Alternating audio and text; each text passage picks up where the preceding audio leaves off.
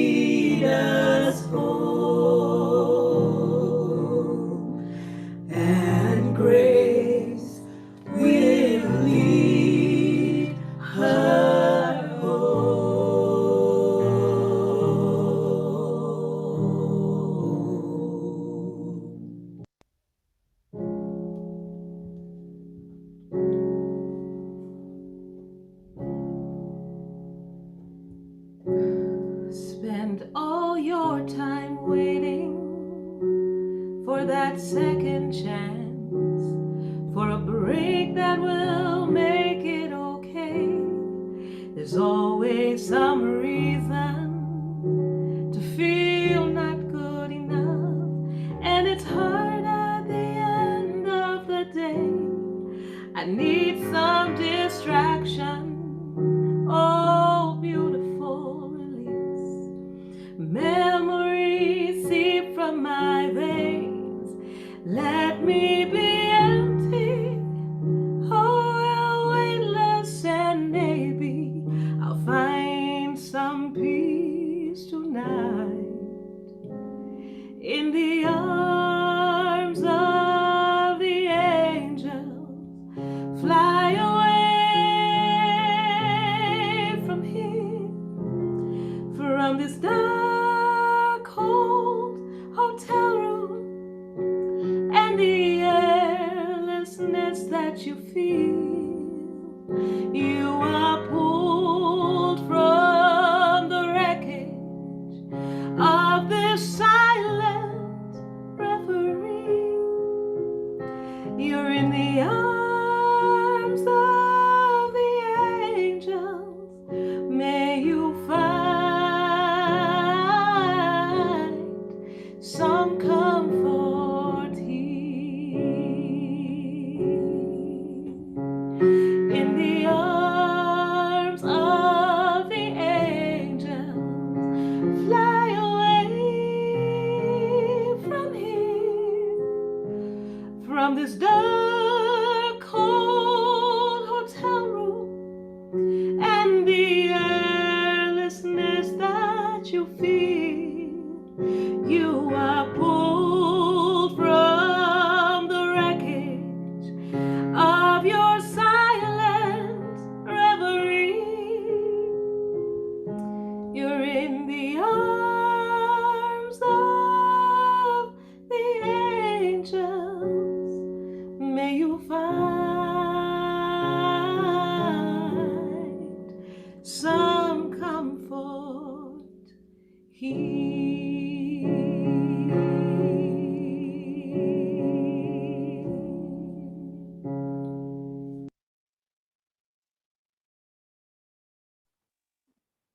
Amazing grace, how sweet the sound indeed. Was grace that taught my heart to fear, and grace my fears relieved. Thank you so much. And now I would like to ask Wachera to read for us a quick Bible verse. Over to you, Wachera.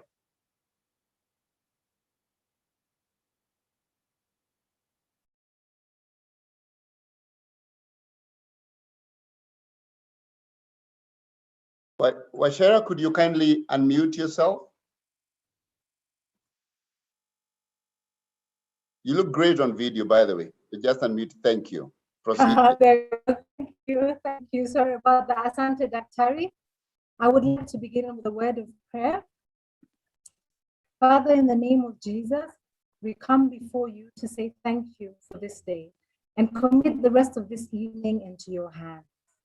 The Bible says in John 10:10 that Jesus came that we may have life and life more abundantly. We thank you for Koi's abundant life, and we praise you for the time we shared with her.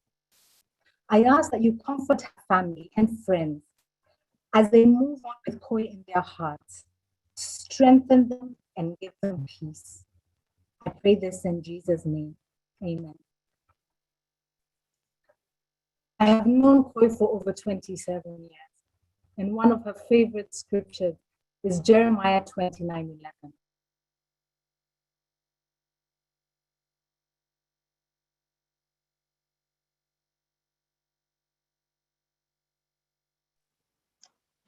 Thank you so much, Wachera. Thank you for that. And indeed, we are all very grateful and feel honored to be here. The next part of this tribute is we would like to hear a tribute on behalf of the family. We are going to hear this from an amazing woman, Lorna Irungu, who we prefer to simply call Tata. Tata, over to you for the family tribute.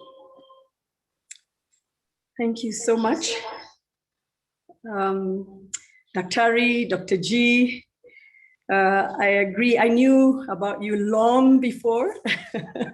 When you were still at the Nation, my sister would talk about her friend, Dr. Givenji. So it's been wonderful just being able to reconnect with you. So I have various tributes from my mom, from my sister, from my brothers, from Koi's in-laws, and from my nephew, Tiger. So please bear with me as I read through them all. Everyone struggled through this process, but I think it was cathartic. You know, and obviously we recognize we're just beginning the journey of trying to figure life out without Koi. So this is Mom's tribute. And she starts off by stating, uchungu wa mwana ajuae aujuae ni mzazi. Koi started suffering from unknown illness before anyone would have imagined. At the age of 5 or thereabout, she was admitted in hospital, suffering nothing else but just a high temperature. She was treated by dipping in an icy bathtub. Next, unusual chest pains for a small girl. Turned out to be asthma. She was an active swimmer in school, and the doctor instructed me that she shouldn't swim. Doctor's orders or not, Koi was not taking that, and the next thing I knew, she was not only swimming in school with an inhaler at hand, she was actually competing for her house. Anyone here from Nairobi Primary? Go Impala. And then came the final years in Nairobi Primary. She told me, and I quote, "Mom, when I grow up, I want to be the World Secretary General." That was her ambition. She joined Moi Nairobi Girls. Her health roller coaster brakes started losing the brake fluid. The only people who can describe exactly what she went through during this period, apart from her family, were her friends in school. It was hell on earth for her, but she was always positive. However, during the last Form 4 meeting in school, one of the teachers pulled me aside and told me, and I quote, "Mama Lorna, I'm afraid your daughter will not make it to the university." I believed him and discussed this with my Koi and found an alternative of what she was going to do. After the exam results, Koi did not qualify to our local universities, but she had qualified to join any other university in the world. She therefore applied to the newly opened Daystar University. I remember going there, it was like a game drive, and was accepted. All this behind my back. With God's help, we managed to raise the university 4-year fee through a Harambe. At this time, the roller coaster brakes accelerating, though no one was aware of it, including the doctors. During her final year, Daystar University sent her to the US on an exchange program to Messiah College. However, upon her return, instead of my daughter arriving like the rest of the passengers, she was brought down with a wheelchair from the aircraft. You should all imagine what that young girl went through. And I will add here, she only spent 1 night at home, and Mom had to call an ambulance to take her to Nairobi Hospital as she started the journey, having suffered her first kidney failure. From then onwards, her bodily life went down, but her spirits went up. Her life had 2 highways. Of course, the uphill was always a challenge compared to the one downhill. And having been in this position for over 20 years, the downhill one won. And that is life. So my baby, rest. You have given to the world the best of your ability with God's help. So my baby, rest in peace. Next is a tribute from my sister Rose.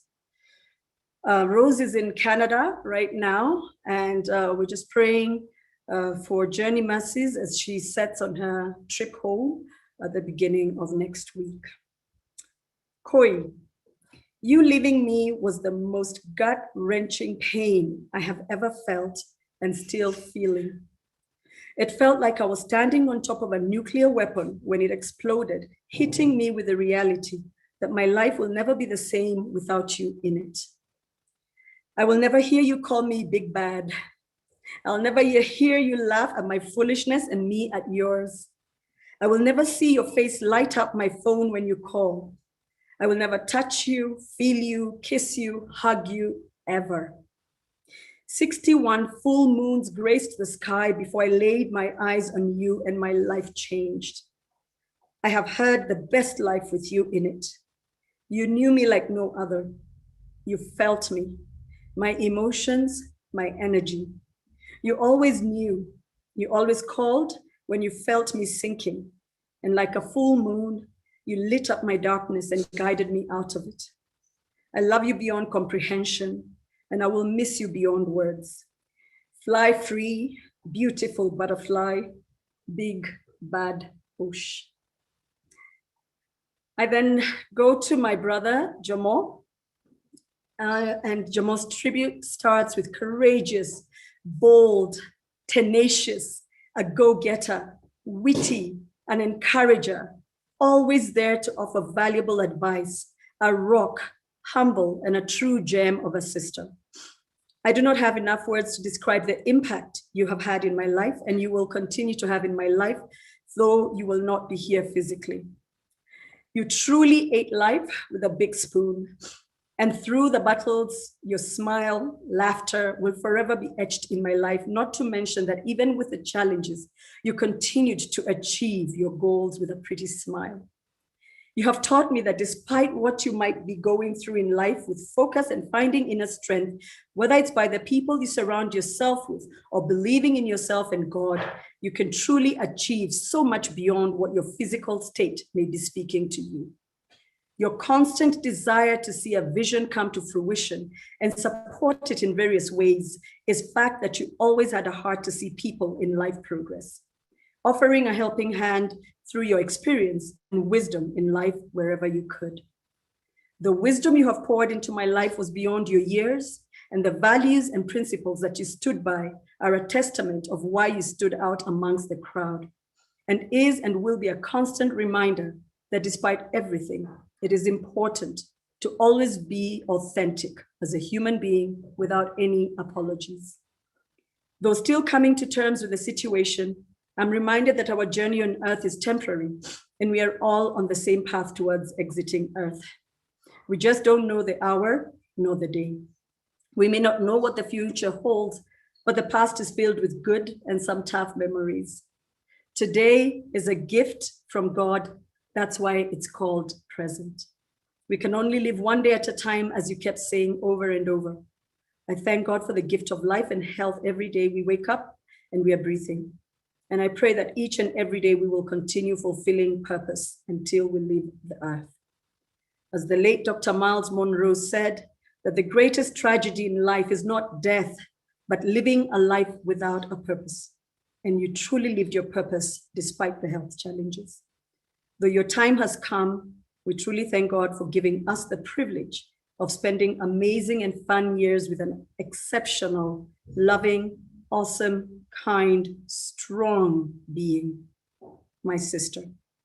I will truly miss you, Koi-san. Shine on. And now I have a tribute from Quentin or Kiki, and he starts with Koi's favorite verse. So Ashara didn't get to read it, Jeremiah 29:11. For I know the plans I have for you, declares the Lord, plans to prosper you and not to harm you, plans to give you hope and a future. Where do I begin? As Koi-san would always tell me, just start. And that's who my sister was, a person who never looked at any obstacle as insurmountable. Koi-san is the person who faced any challenge head on, never let anything or anyone tell her she can't. She was the epitome of author H. Layton Dixon's words, Fate whispers to the warrior, "You cannot withstand the storm." And the warrior whispers back, "I am the storm." A phrase that was used in Mission Impossible Fallout. Yes, she would be proud I found a way to stick this into her tribute. We loved watching action movies together. We always planned our movie dates around what we believed to be the most epic releases at the time. The James Bond, Mission Impossible, Marvel's franchise movies, Lord of the Rings. The list is endless. We would sit and analyze the movies, action sequences, storylines, second and third endings, punchlines, and all the proverbial shade that would be thrown in there. Then proceed to later on watch the same movies over and over again over time. Koi had an enormous capacity to engage and get immersed in the things she loved with the people she loved. It would be interesting seeing her come out of an action-packed movie binge weekend, capped with a Sunday F1 race, of course, and watch her spend the rest of the week hosting delegates and welcoming President Obama into the country, and continue to champion causes that some of us only wish we had a fraction of her passion to undertake. From as far back as I can remember when growing up, Koi-san always seemed to be doing something and making strides. She didn't have a pause button. Even when she was unwell, Koi would push through it and manage to get things done as they needed to be done. The moment Koi would stop, that's when I knew she was seriously ill.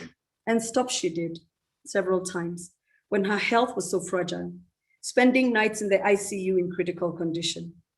But I always had hope. I always knew she will pull through.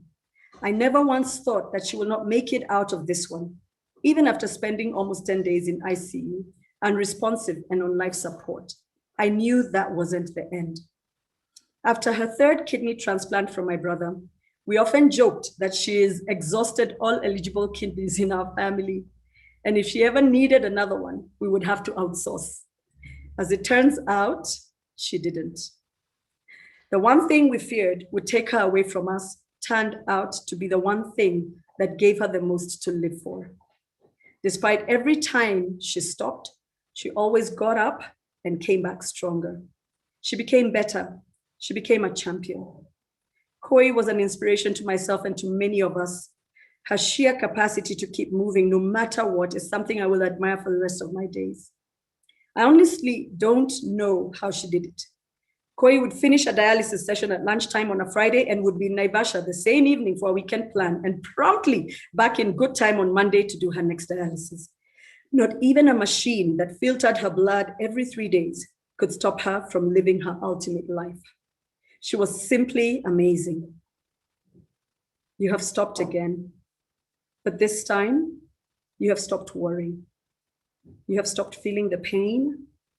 You have stopped wondering if you will need another kidney.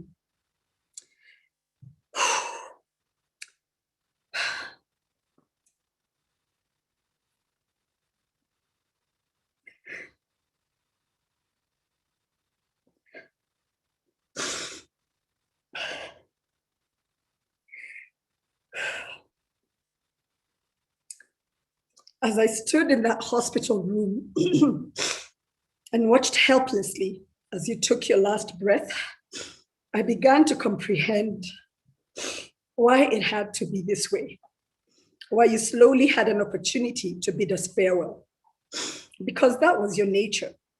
You always found a way. I will never again experience your laughter, your firm conversations, your straightforward advice, and the deepest hugs anyone can give. Sorry.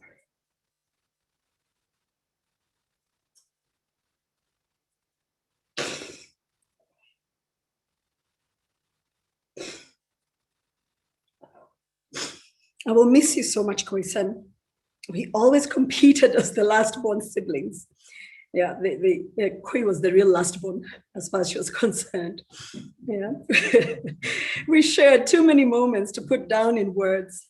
And finally, you now have a chance to rest and take a break from all of it. I have spent time asking myself the difficult and often selfish questions, the whys and the hows. Beyond not having you in this world, I now realize that you already have all the answers, Koi. You always have. Now you're with the angels, watching over us, guiding us, and always being the hush reality check person we all need in our lives. You never messed around when it came to the most important things, the things that matter, the people that matter. You were clear about your boundaries and made no apologies for them. You loved your people fiercely and unapologetically. You were fragile and strong at the same time, like water flowing around us. Your legacy lives on. Your impact will continue to be felt. I'm very fortunate to have been in the same family as you, as it's not anything anyone gets to choose. Thank you, Koi-san, for everything. Thank you for being the person you always were.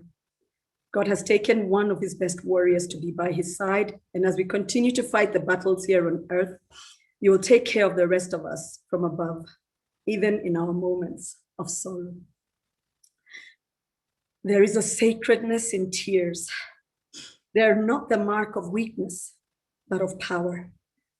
They speak more eloquently than 10,000 tongues. They are the messages of overwhelming grief, of deep contrition, and of unspeakable love. Washington, Ivan. I love you always and forever. Now over to my sister-in-law.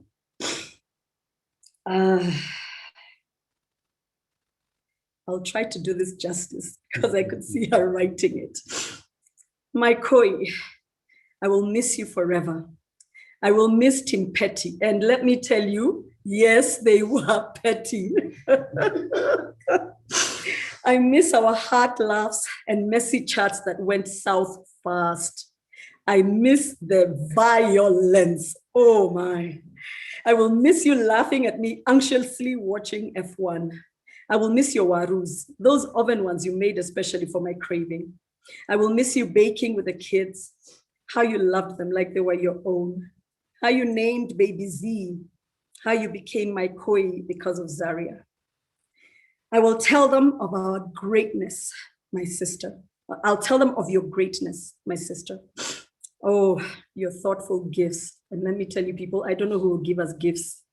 She was the best. How you always took time to host, no matter what. Forever grateful for the opportunities you laid on my path. The amazing people you made me rub shoulders with. Yani, you told everyone this chick from Githurai can hook them up with anything. You even dared them. Well, I could. How you made fun of my crazy. The shopping sprees I forced on you, and we ended up having a blast while at it.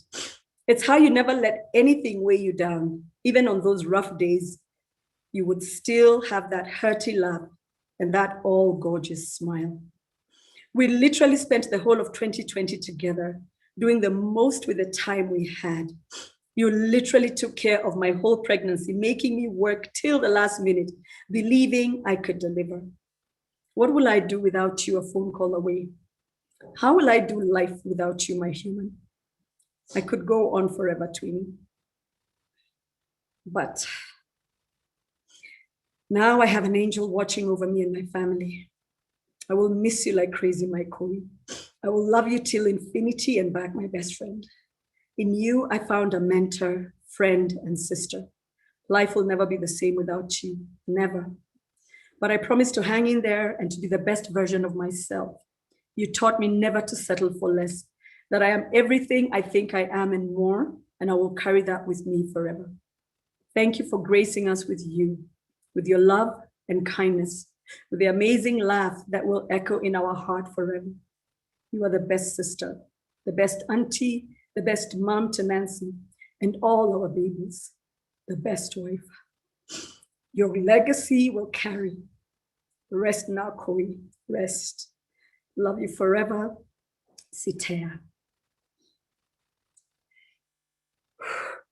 It's a good thing we don't have a large family. These things are killing me. Now for Jackie, Koi's sister-in-law, who's in Texas. Lorna, this is Jackie and her husband, Dennis, and their kids.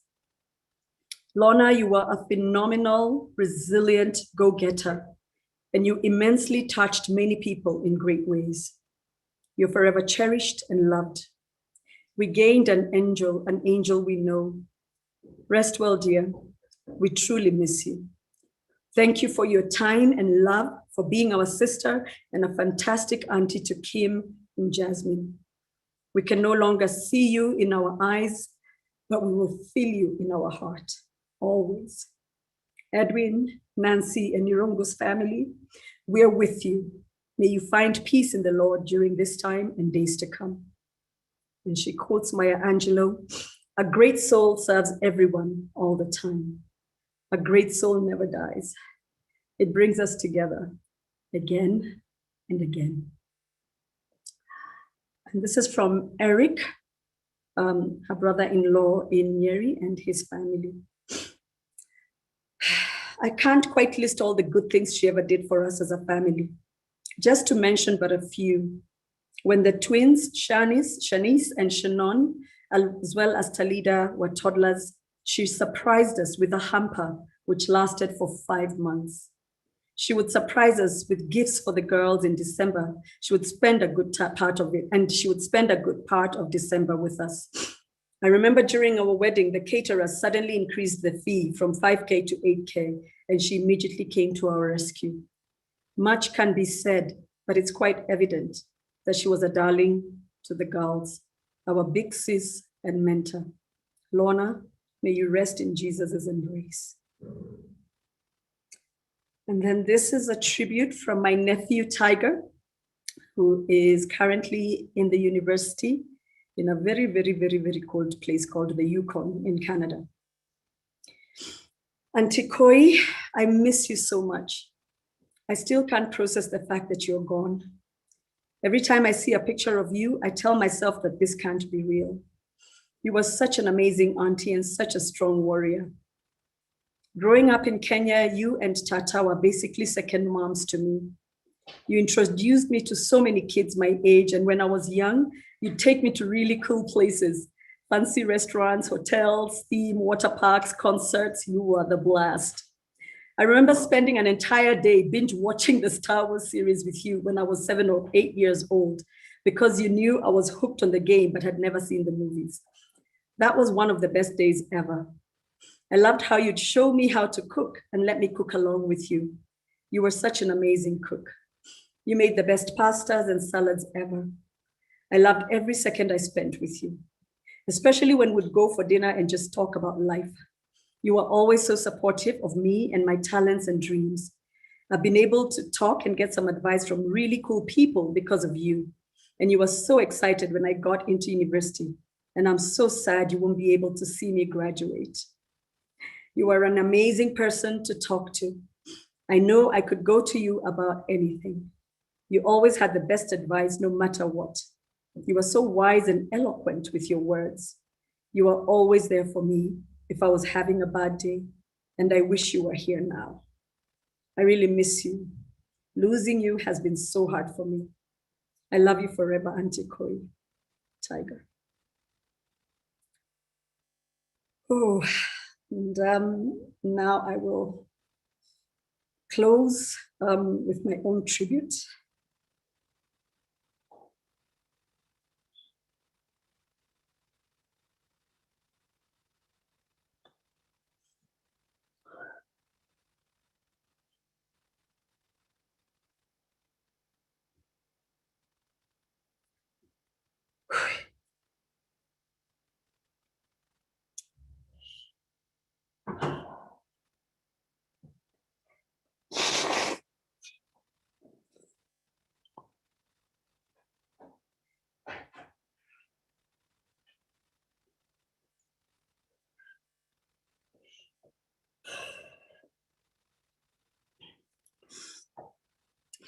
Koi, my sister, my friend. It is literally impossible to write a tribute about you or to you. And you know it. We've been on storos, even as you're now in the spiritual realm. Yesterday morning, you told me you love me so much. You could not have been able to go on if I had died before you. And then this morning, with a little of your cheeky laughs, you added, yeah, even Macharia. That is you, still dumping on me. I was like your central depository. We talked about everything, your friends and how much you treasured them. Gina, she adored Natalia and Nathan. Mhesh, she thought you and your crew were hilarious. Shami, Biko and Tutu were her true loves. Peter Irungu, she thought your brainstorming sessions were the best. Kevo, you were her brother from another mother. DG, she was so proud of you. Nelly Belly, Rachel and Bobo, her youths. Modoni Njoba, so wowed by your gift. We have some amazing pictures because of you. Rachel, she could count on you to keep her nails glam. I mean, I could just go on and on and on. But that also means all you people, I got dits on you. If we didn't speak in 3 days, you called me and started the conversation with, I have missed you, my Tati. We did life together. Joyful moments, challenges, strategic thinking, problem solving. And on some issues, you would just say, this one, it is just you and me, Tata. I will miss our long talks, staying up late, watching YouTube videos. Let me tell you, my sister, she knew I was a bit slow. So every time I would come, would just sit until like 5 in the morning as she brought me up to speed on the latest jams. Your patience as you walked me through series, you know those movies Kiki is saying they went to watch? Yeah, when I jumped into those movies, I used to be backward candle first so that I'm brought up to speed on what's going on so that I can then catch up with the movie. So they hated going to movies with me because I'm like, eh? Man, Game of Thrones, I don't know why you even bothered, but you walked me through it and I don't ever need to watch it because I know things about ice and I know things about fire. And we have a dog that is also named after that Game of Thrones. Hey, you had the broadest range of interests. And boy, could you be petty. There were many times you needed to seek my permission to unleash. You did not suffer fools. And there are those who may not remember you as fondly as others are doing right now.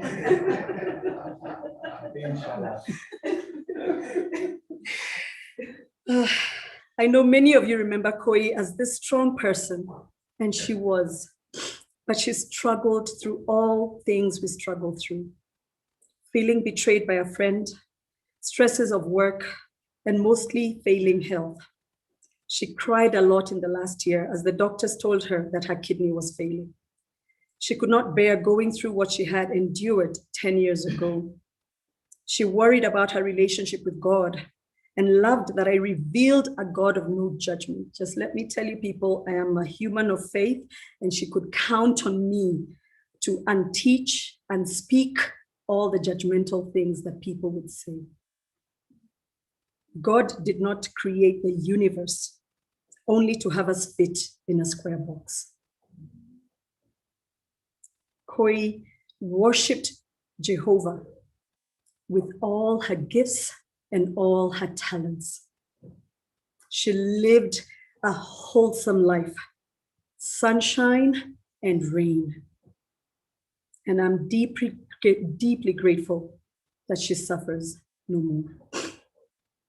Koi loved everything, literally. I remember her bringing cats into the house. We were so traumatized. You know, she could adopt anything, a bird, whatever was going around. Her love was complete for everything. When she said she wanted to bring a dog, we were all traumatized. But we all ended up loving Shaggy with every bit of ourselves. And now she leaves us with 3 others that we may remember that her love was of everything. So I speak on behalf of the dogs as well. They've been missing her, by the way. Khaleesi especially, you know that mother of dragons? That one, yeah.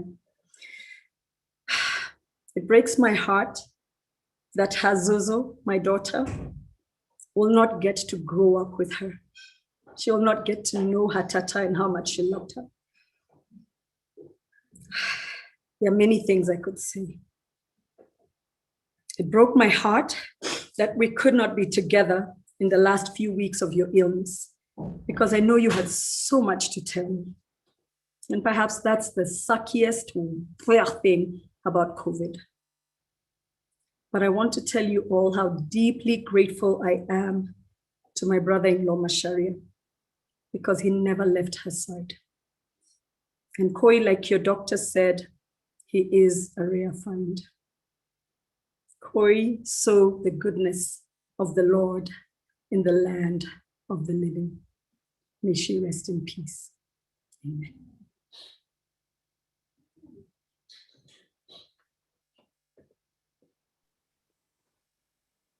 Wow. Amen, amen, amen, amen. And what a fantastic tribute from Tata and from all the family members who have brought up Koi to be who she is. What indeed a very spiritual moment. And there's something that Tata said. Sasa said that Koi wanted to be the Secretary General of the world. And indeed she was. I don't think there are many of us who can say that we can receive a tribute from the President of Kenya or receive a tribute from the Director General of WHO. And I want to actually just recall what the President of Kenya said about Koi, because Koi was a fighter. Koi was a fighter. And the President of Kenya did reflect on the role of Koi in ensuring that the 2010 Constitution was actually understood by young people. He says he recalls Koi playing an active role or active roles in getting young people registered to vote,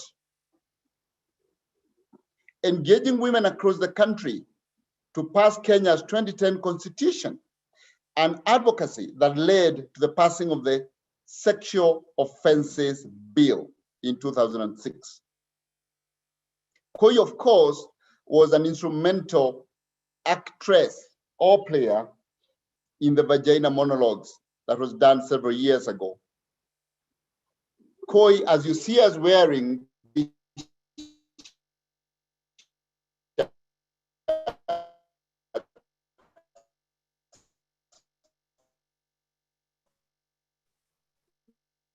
Koi's favorite quote was, "I will be a hummingbird." I would now like to go back to the technical. So Victor, thank you very much for everything you're doing. Thank you, Tata.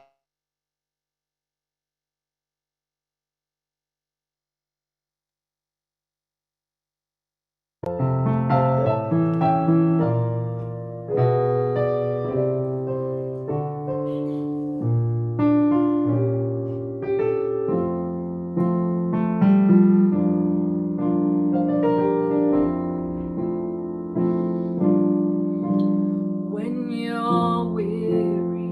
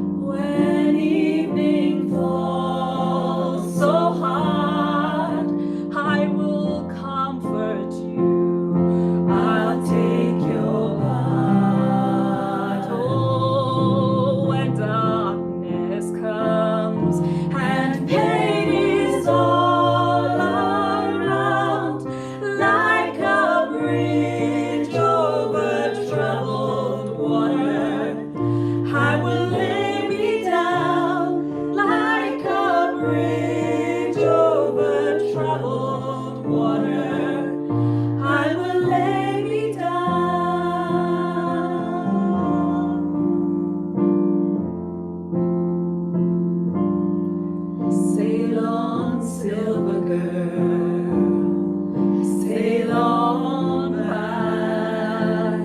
Your time has come to shine. All your dreams are on their way. See how they shine. Oh, if you need a friend, I'm sailing right behind, like a bridge over troubled water.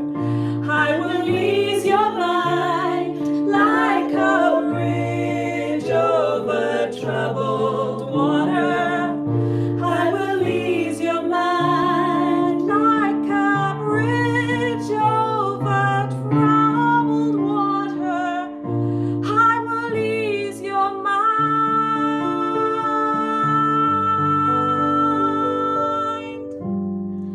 I will ease your mind.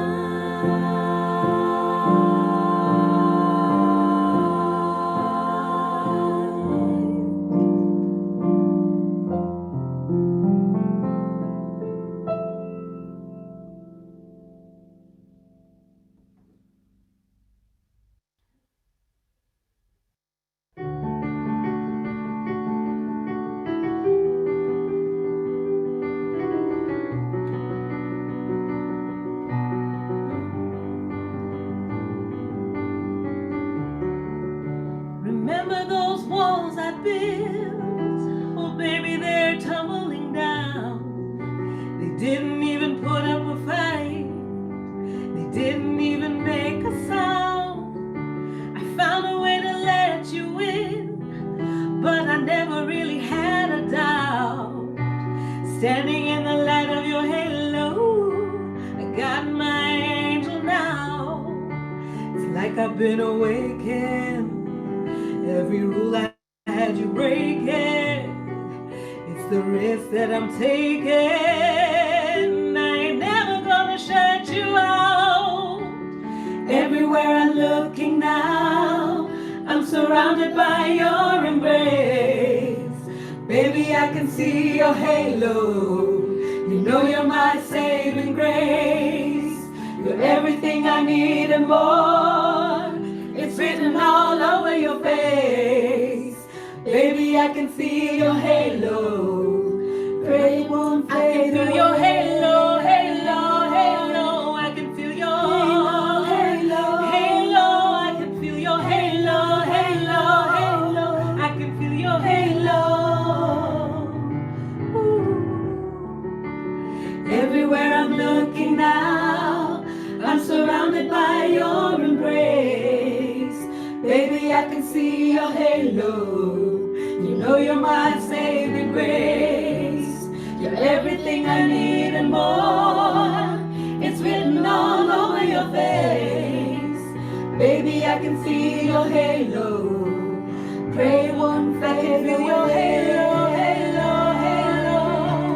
Halo, halo, halo. I can feel your halo, halo, halo. I can feel your halo, halo, halo. I can feel your halo, halo, halo. I can see your halo, halo, halo. I can feel your halo. I can see your halo.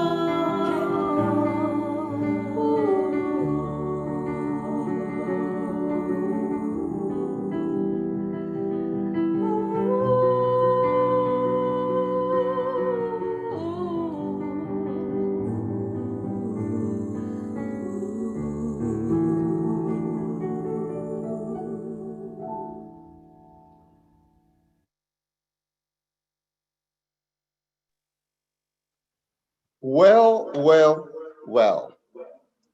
Hit me like a ray of sun, burning through my darkest night.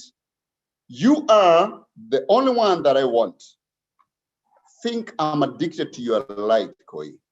I think all of us here, all 900 of us here, are addicted to your light, Koi. I'm now going to move to the next tribute, which is going to be done by a man I have come to know through Irungu-Macharia and also through Koi. as a great man. Actually, the other day we were joking with him that he is the most overeducated man that we have met. Because everything he does, he has to overthink it.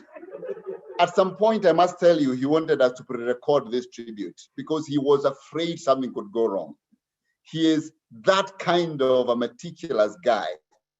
And we said, let things go wrong, because things always went wrong for Koi, and she fixed them. That's why we're here. In fact, I dropped off the internet just a few minutes ago, and now I'm back. This man is no other than James, who is going to speak about Lorna's impact on the world. He is a lifelong friend to Edwin and Koi. He was the best man, actually, at their wedding.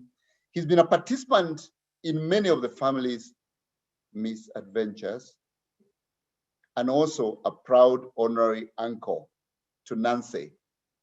James Mwangi, Executive Director, DALBAC. James Mwangi, over to you.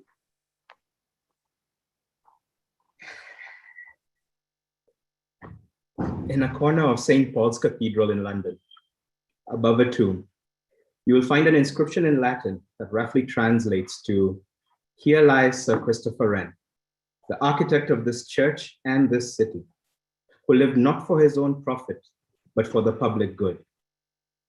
If you seek his monument, look around you." My name is James Irungu-Macharia, and I was honored, like so many of you, to count myself a friend of Lorna Irungu-Macharia. And no, we are not actually related. I first met Koi 14 years ago at Blanco's in Kilimani, not long after she first properly met Edwin. That part of the story is his to tell. I remember the moment pretty vividly, both because of the nervous energy Edwin conveyed about this mysterious new supporter of his campaign that he wanted me to meet with, as well as the fact that I remembered being quite nervous and somewhat starstruck. You see, I had long harbored a schoolboy crush on Lorna ever since I first watched her light up the stage at the Phoenix Theatre. And like every young Kenyan with access to a TV in the 90s, I had gotten to know her as an exciting media personality, a vibrant, articulate face of the new Kenya that was emerging from a particularly difficult chapter of our history. Speaking to her that evening about Edwin's political campaign, I got to know Koi, the activist and political strategist, who was already registering young Kenyans to vote via the Vijana Tugutuke campaign, and would later mobilize young women in support of Kenya's new constitution with the Warembo Nies campaign. Later still, she would play a pivotal role in Martha Karua's presidential campaign and remained a firm believer in the urgent need for more women to claim their space in the political realm. Martha, by the way, is the source for the quote on Lorna's shirt next to me. It reads, "I was not taught." I believe that after that, there's the full quote went something like, "I was not taught how to behave like a woman," in response to some impertinent question about why Mehesh, as she was known, was not behaving in a ladylike manner as she pursued political office. Through the years, Koi never stopped advocating fiercely for the rights and potential of all women and girls, inspiring a whole generation to view themselves and their potential differently, and demanding that the world accord them their due respect and dignity. She brought that commitment to empowering women in the corporate boardrooms when she donned the trappings of a high-powered CEO herself and an entrepreneur, stepping into the shoes of a PR giant to lead the Jinadin Group and build on its success at a crucial point in its history. Time and again, when an event or a message just had to be landed just right, be it the messaging around some emerging corporate crisis or President Obama's long-awaited visit to Kenya, we all knew that Lorna was the woman for the job. Indeed, I often said to her that Koi must have been the inspiration for the Olivia Pope character in the show Scandal, excluding all the shenanigans with the president, of course. She was so many people's first call in a crisis. Part of what made her so effective in all she did was her ability to slip into different contexts and fit in while remaining so very comfortable in her own skin. From Karen to Kerogoya, from Dagoretti to Davos, Koi was always simply and fully herself. Where others in her social and professional circles networked and schmoozed, Koi knit this unique web of real and heartfelt connections that built on each other. She was always able to draw on this well of goodwill because by the time Koi asked you to open one door for her, or more often for a friend of hers that was in need, she had already opened multiple doors for you and for people you knew. That generosity is the reason so many of us around the world would have happily walked through fire for Koi. Our loyalty to her is a meager reflection of the loyalty and kindness she so often showed us. This is not to say that Lorna was a pushover. As Tata already mentioned, anyone familiar with her Twitter feed will know, or indeed anyone foolish enough to say something foolish in her hearing, her quick wit meant that you did not come to that battle of wits unarmed. She was frank and direct and had a way of calling out those times when people, particularly those in places of authority and power, fell short of the responsibilities entrusted to them. She did not mince words. As the saying goes, she naturally sought to comfort the afflicted and did not hesitate to afflict the comfortable. More remarkable still was Koi's distinctive way of drawing more out of those she cared for. Through the occasional pointed question, soft, encouraging suggestion, or smooth introduction, she got all of us to ask more of ourselves and connected us to others who would help us achieve it.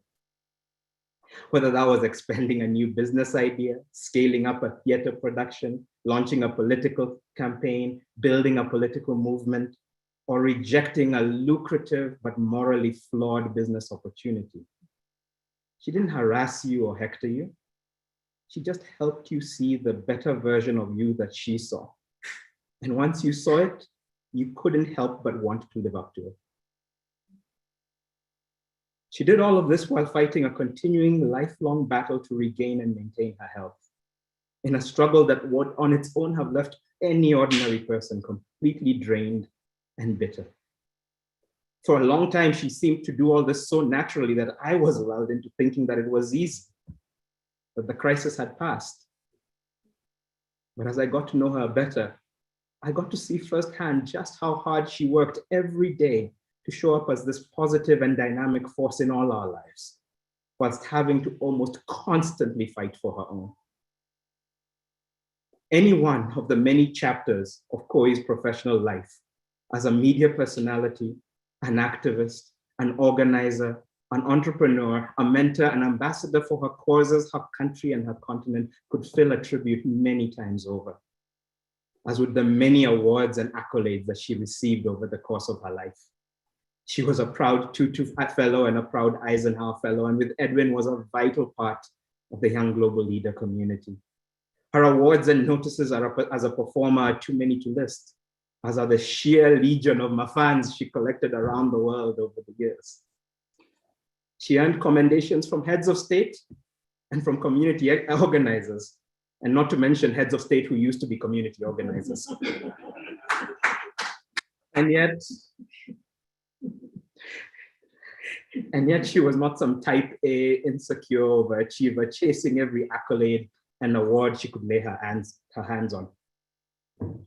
Instead, for as long as I have known her, Lorna has put purpose and meaning at the center of everything she did. She had a clearer sense than anyone I've ever known of what mattered, and a willingness to set aside ego to do whatever was needed to contribute to achieving it. She did not hesitate to call out some of her more pompous friends when we over-intellectualized or wished away the real struggles of the people around us. Indeed, I'm pretty sure she was the first person to introduce me to the phrase, qua ground, vitally different. Probably as I was self-importantly droning on about how some nifty new piece of analysis was finally going to solve everything. Koi refused to let herself be boxed into one role. Instead, she started with a clear picture of the world she wanted to live in and a willingness to reinvent herself as many times and in as many ways as needed in order to bring that world to life. She never stopped learning and growing. Shortly before she was hospitalized a few weeks ago, she summoned me over to the house. She was still very busy, believe it or not, helping a client resolve a sensitive crisis, but was curious about some work a few of us had been doing on climate change. She wanted to understand it better, she said, and see how she might contribute later. Clearly tired and under the weather, she nevertheless subjected me to a solid 2-hour grilling on what we wanted to do and why we thought it would make a difference. Importantly, she also shut me down anytime I resorted to fancy jargon, reminding me that if I really understood it all, I should be able to say it simply and clearly and to bring others along. On the surface, it may have seemed like she had invited me over so I could teach her something about this thing I was working on. But it was clear from her question that she already knew most of what I was saying.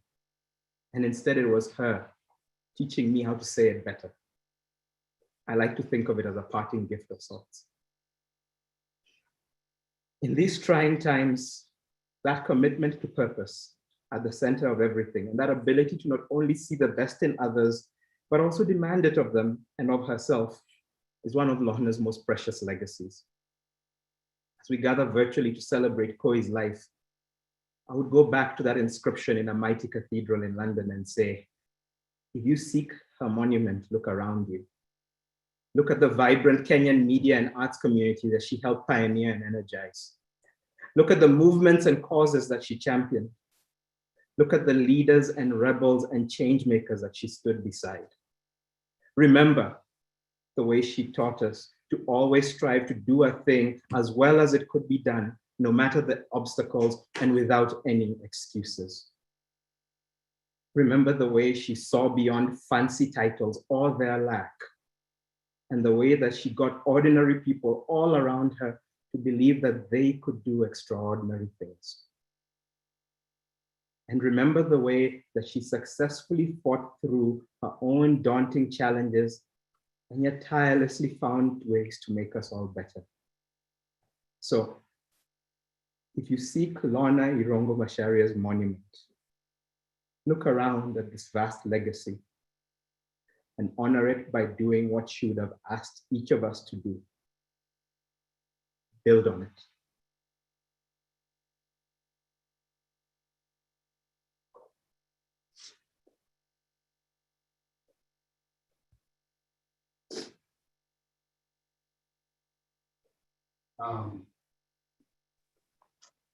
James Mwangi Irungu. Thank you so much, James, for defining in so many words what many of us could not define of who Lorna was. Thank you for putting it in words and heart, deep inside. For many of us here, we know Koi as a friend.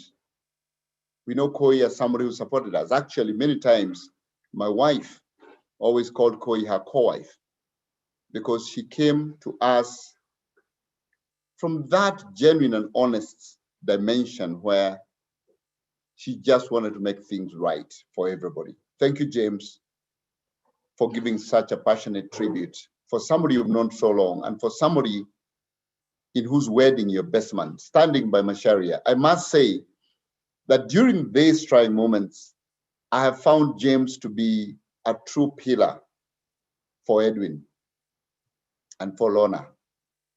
That during her sickness, James was always there with them.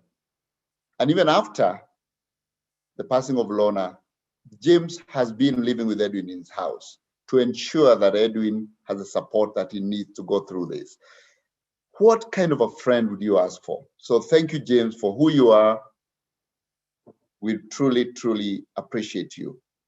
And of course, your wife, Shami, who has been and who featured in the music and has been a true pillar for Lorna, for Edwin, for this family, always being there for them. And for Nancy, who featured in the last music that was played. Well, I would now like to go on with the tributes, and I would like to invite someone else who many of you know, The person who's going to read the next tribute is Ori Okolo Mwangi. Ori is going to speak on behalf of us friends, all of us. She's been a friend, she's been a confidant.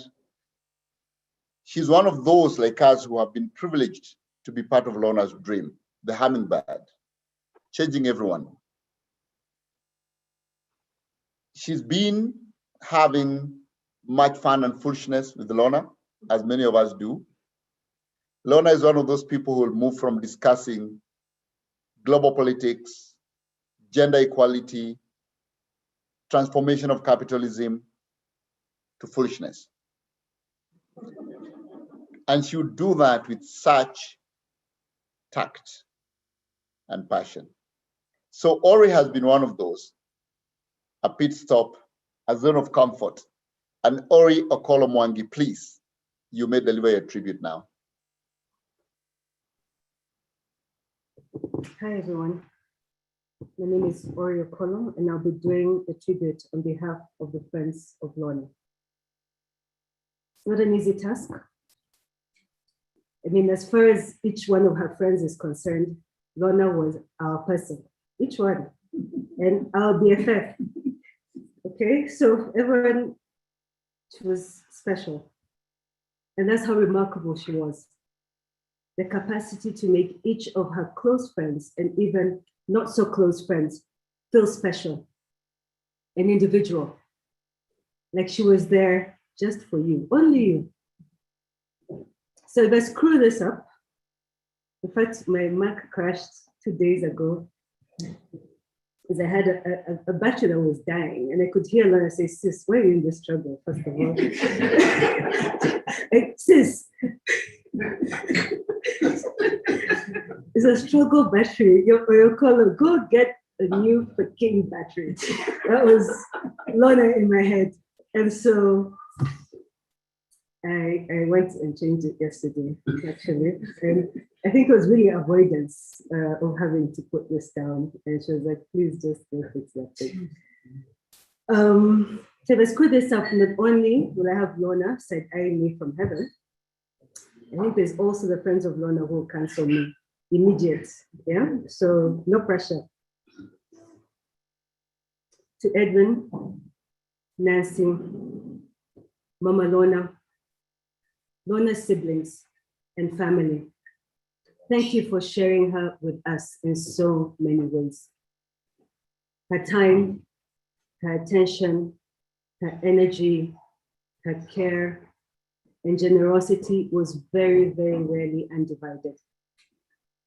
And we're grateful to you for supporting her to be who she was. And we're here for you in however you need us to be. And we can only hope as her friends that we poured into her as much as she poured into us. Before I go into the formal tribute, I thought I'd briefly share how Lorna came into my life to provide a bit of context. I first met Lorna when I was a first former in high school. More in Nairobi girls, cabs. She was a fourth former. I was not happy at all about being in boarding school. And those of us who were in cabs at the time remember, my time there was a series of all sorts of schemes to either escape being in school or to make my life less miserable. And so the drama club, I was informed, was one of the best paths out of misery. It had the cool kids. You could escape prep because you were doing rehearsal. Trips out of school with boys, potentially. It sounded perfect. There was only one catch. It was virtually impossible to get in as a first former to the drama club. You had to be exceptionally talented in acting. And I was nowhere near exceptional, nor talented in acting. But I was determined to join the club. And anyone who knows me well knows how stubborn I am. So I signed up for the auditions. And the process, as it was designed back then, was intended to be particularly humiliating for rebels, first formers. Because how dare you? Like Elsa voice, the audacity. Like who are you auditioning? This thing is not for rebels. And Lorna was part of the selection committee. And as far as I could tell, she was the chief decider of how these things went. So I scraped through the first round. The second round, I think I had to simulate giving birth.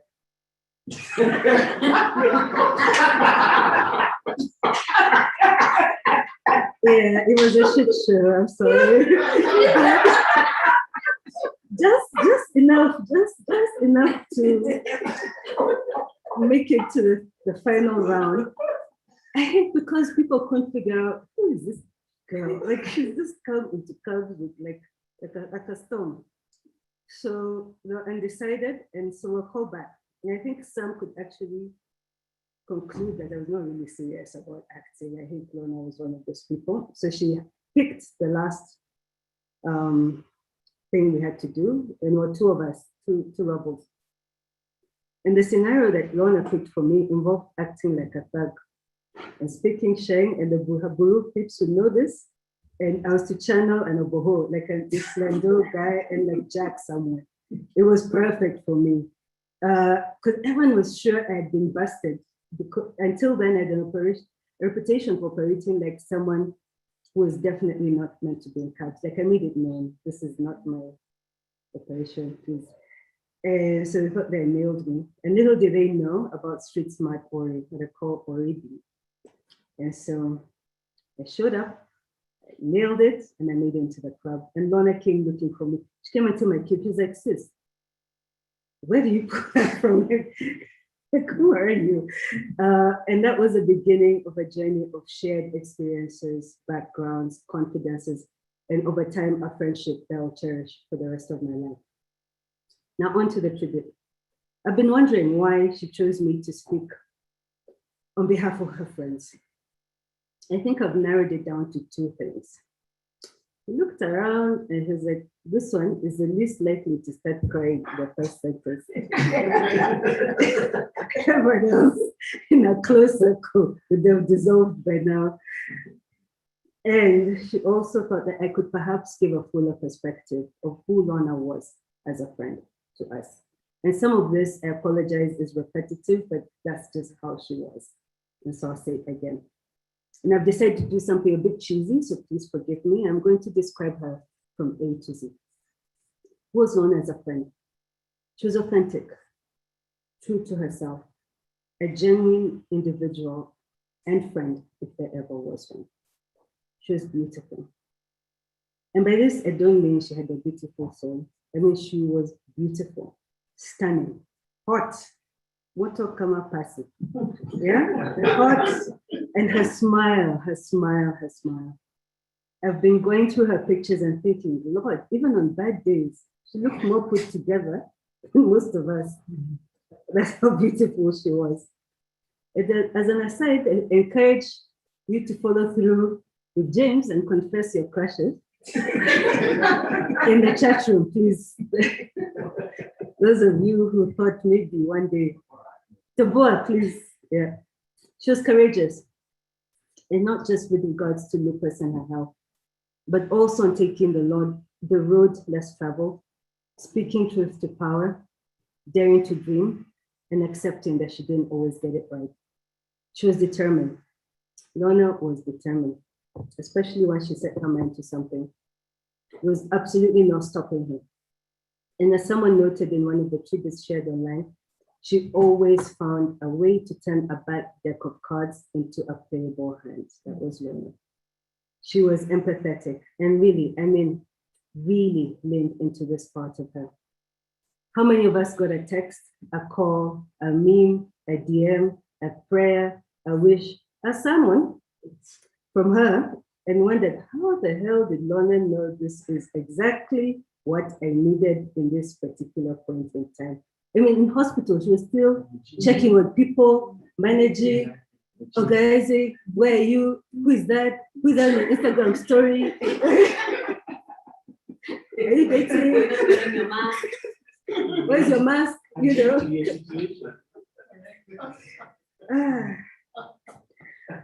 Lorna was fun, the queen of fun, and what she liked to call foolish moments. We'd call her the chief minister of enjoyment and laughs. She was great. I don't mean just a good person, but great, like great, great, great. Above average, excellent. All of the superlatives applied to her. And as someone wrote on one of the pages, some people live for decades and leave no footsteps. Lorna was the opposite. She left too many footsteps. Headmistress, I didn't know how else to put it. You hear her head, focus, focus, focus. Focus.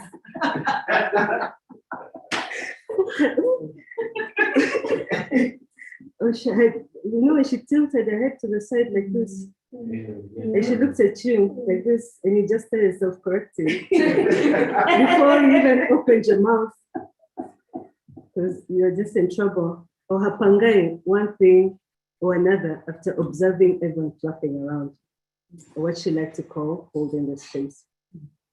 She was intentional. I don't think I've ever met a more intentional person in my life. And she extended that to her friendships. Justice. If there's something that drove her crazy, it's all the injustice in the world, and particularly in Kenya. And she would, and when she was in a position to do something about it, she would. And she'd find a way to rope her friends, her family, and those close to her into a protest, a cause, an advocacy, a campaign, and so on. She was kind and generous to a fault. There's story after story in the last few days of how she gave people opportunities, how she went out of her way to help people who are down and out, how she would work to find the good side of people who were convinced that they had no good side. That was Lorna. It's loving and loyal, the capital L. And if you wanted to test that, you just had to try and cross one of her friends to understand how loyal she was. The mother, Nancy, she loved you so, so much. And she made it clear to her friends how important you were to her. It's nonconformist. Convention was never a pressure point for Lorna. It was always a serial rule breaker for the cause. Old school music, I don't think I need to say anymore, and we'll see that later. Present, present. She showed up. Always, always, always, always, always, even when she was not in the best shape. I was trying to think of if there any memory, and her friends can confirm this, where you needed Lorna to show up and she did not. I can't think of a single one. The quintessential friend, the SI unit of what friendship is. And we can only aspire to meet the standard she set. Respect. She treated her friendships with respect, as in you felt valued and heard and important. And even when there was a disagreement, a difference in views, there was never any disrespect. Standards. Lorna never had first anything at all, at all. Teacher, who taught us so much about life. The example, the encouragement, by being willing to learn, by challenging us. Understanding. You could tell Lorna anything, and she would seek to understand before giving you her unjudgmental assessment. Well, she still wouldn't let you speak it. If it's screwed up, it's screwed up. But she was always understanding. Vivacious. Could you ignore Lorna when she walked into a room? And the answer is no. She walked in, and wow, her effervescence was palpable and legendary. And if you think about it, for someone who's dealt with a chronic illness for most of her life, the energy reserve that she had is nothing short of peculiar. Woman, a phenomenal woman who cared deeply about women and how to support them, empower them, and get them to occupy the spaces they should be occupying. X, okay, here, your selfie, the thesaurus helped me. I tried XO, exacting, but I found the word. So for Scrabble, I'm helping you. Zany, X-A-N-Y.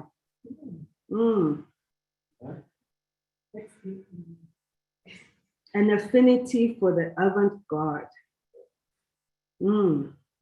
She was very comfortable trying new things, keeping her constantly ahead of her time professionally, while simultaneously allowing her to form deep and lasting friendships with many who may have been considered odd or eccentric. Yummy. Ooh, she was so yummy. The yummiest hugs and kisses, and she lived a delicious life, savoring every little bit. And finally, zealous. Lorna was passionate about issues that were important to her and consistent in her drive to find platforms and people to advance those issues until the very end. I believe I'm talking about her in past tense.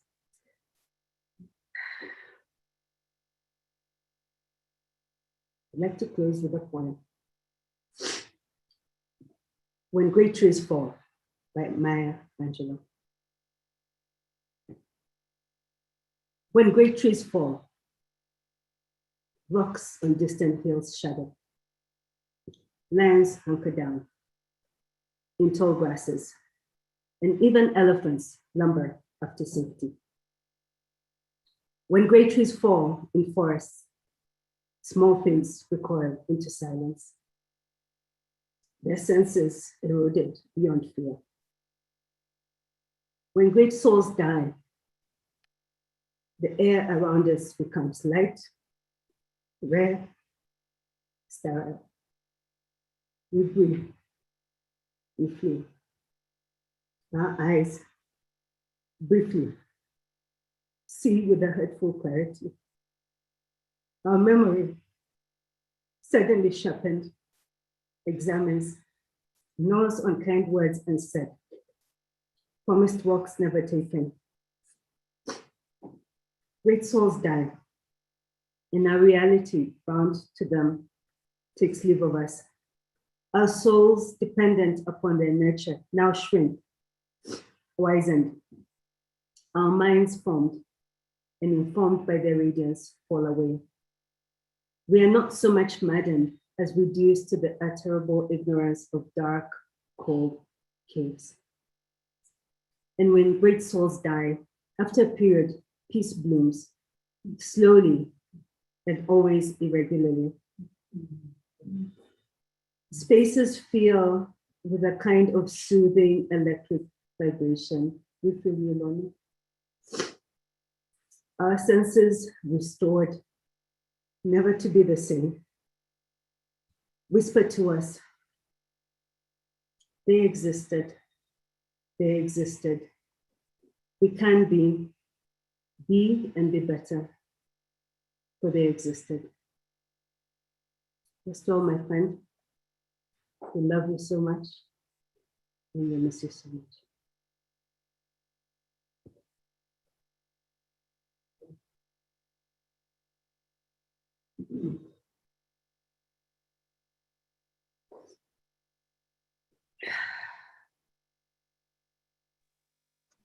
Thank you, Ori. Thank you so much once again for your very passionate reflection of Lorna as a friend. Many of us who have known Lorna for so long will actually agree with everything that you've said. It's emotional to remember Lorna as a friend because she always came through as that friend that whatever she said, you didn't have to wonder whether she meant it or not. That's who Lorna was to us. And you said something interesting. You said she also afflicted the comfortable. And I think that's really who Lorna was. Lorna afflicted the comfortable. She spoke truth to power. That's why Lorna was with Obama. That's why Lorna was with Martha Karua. That's why Lorna has been in the forefront, as the president of Kenya said, in ensuring participation of young people in the governance of their country.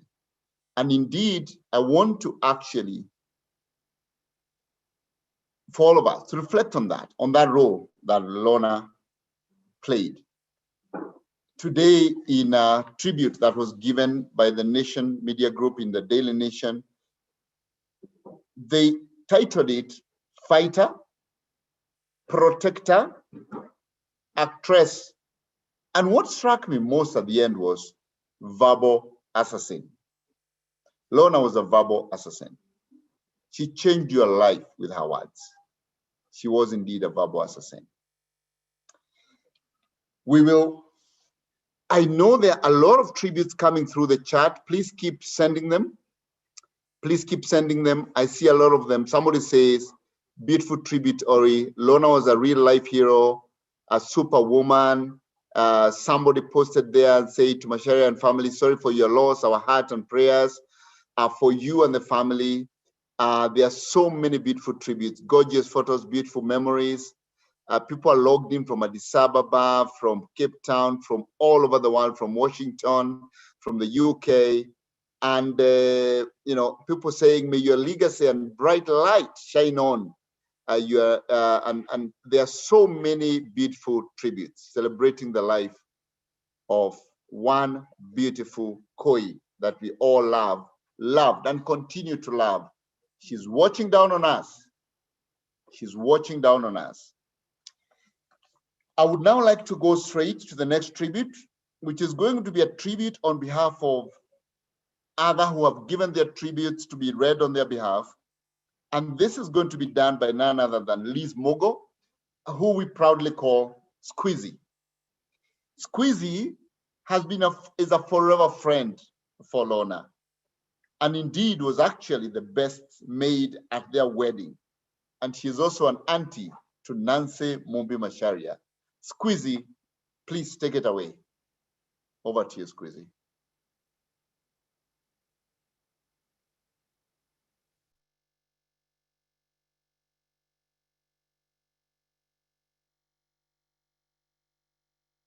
Squeezy, you're on mute.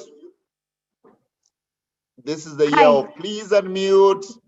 Hi. We can't hear you, Squeezy. I have unmuted. We can hear you now. Please proceed. Thank you. How do you spell love? My definition for love together with Koi was time. To be intentional with someone else is to say they matter to you. The first tribute I'm going to read is from the President himself of the Republic of Kenya.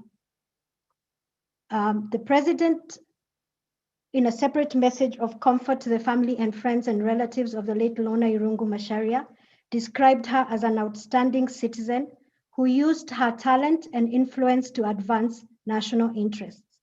He said that as a skillful, knowledgeable journalist, Lorna used her career in the entertainment industry to create space for Kenyan artists across the performing arts and worked tirelessly to promote women's voices in media and leadership. He recalled Lorna playing active roles in getting young people registered to vote, engaging women across the country to pass Kenya's 2010 constitution, and advocacy that led to the passing of the Sexual Offences Bill in 2006. He said he had known Lorna for many years and admired her fighting spirit, despite the health challenges she faced. She is an inspiration to us all not to give up when things get tough, the President eulogized.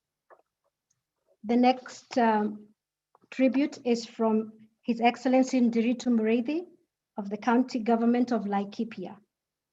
I have received the news of the passing of Lorna Irungu-Macharia, no doubt one of Kenya's most illustrious public relations and communications specialists, with sadness. I pray that the late Lorna's family and friends find the Almighty God's peace and comfort during this trying moment. Lorna will be remembered for many things, from her on-screen and theater presence, through her captivating radio show hosting, and later on as a top C-suite executive at the cutting edge of public relations and communications field. In Laikipia, we were honored to have interacted and benefited immensely from her rich and wide understanding of the scope of product positioning and comparative marketing advantages in a key exercise that we focused on developing the Laikipia tourism and destination Laikipia brand. Lorna's abiding legacy that you are a victor and not a victim in life will continue to inspire many. We will remember her for a brilliant mind, a huge heart, and a stunning wit. We have lost someone who made an incredible difference in many people's life. His Excellency Diritu Mureithi. Muhesh, aka Mother Karua, says, Lorna, I have said it elsewhere. It is not possible to adequately eulogize you. You are a phenomenal, a kind, gentle, and at the same time, a brave soul. You are a warrior and a mover of all things possible. You encouraged, mentored, supported, and provided a reference point to many. You loved your family and humanity, and you lived a full life.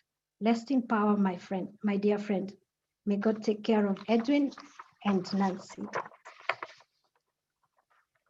Now, to go back to my statement, to be intentional with someone else is to say they matter.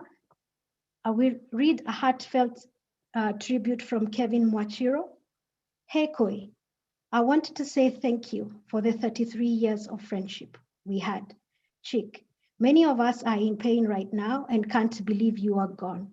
I will always be grateful for how you pulled me out of a dark hole on the first Monday I went back to work during my chemo days.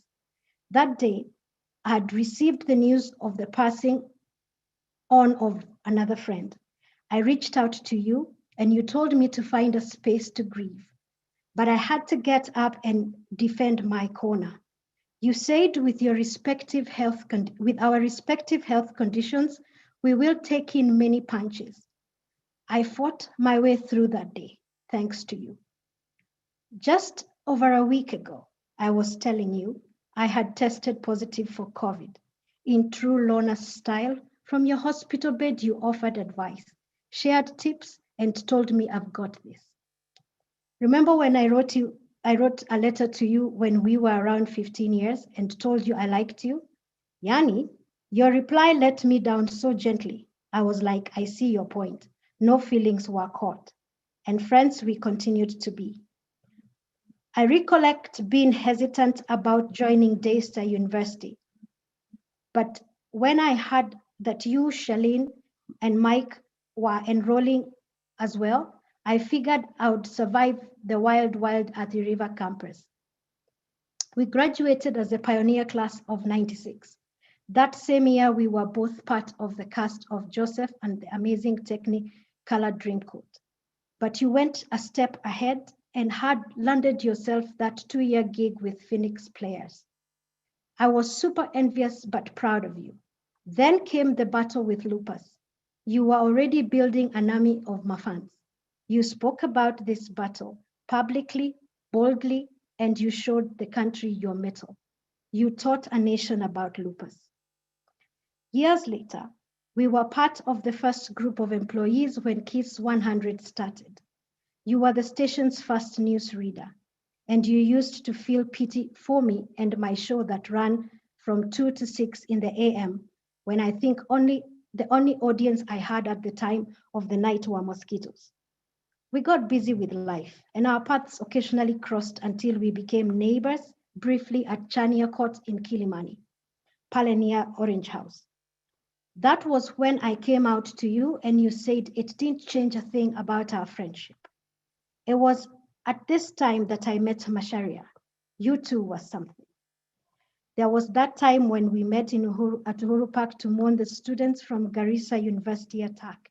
You walked up to me and told me we need to step up and support Boni, and that I was going to be the MC for that evening. I recall you, Wangare, Peter, and I reading the names of the victims. That evening birthed a whole new different friendship. From then on, there were lots of crazy laughter, lots of wine, and you called us your foolish friends. But you loved us and our madness, even though you used to sneak that look of, these are friends. You made us feel special. And I'm sure that there are other circles of friends who you loved and cared for with equal measure. From the time I started my cancer battle, you were there with advice and a shoulder. You answered my questions on how to navigate life with a long-term illness. You even encouraged me to consider the World Transplant Games after my transplant. You used to keep me posted on your training sessions at the Impala Club pool in preparation for your games. Your mettle showed yet again, and it spurred me on. Before the ruling of Repel 162, you called on Kenya to be brave and said, I am keeping my evening open for happy or angry, ugly crying. I'm here. And yes, I'm praying for courage and compassion. I'm praying for bravery. You, Lorna, were also bravery.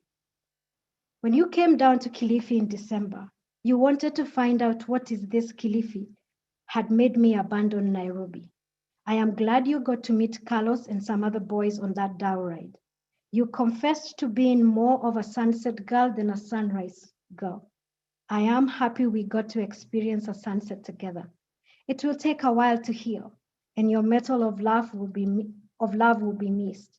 Fly, my hero. Thank you for refusing to be a single story, for you knew who you were. You were many things to so many of us. Thank you for the memories, your legacy, your drive, your kindness, your metal, and that bottomless well of love. Rest well, Sunset Girl. We will always love you. Next tribute is coming from Mukami and Gina Dean on video.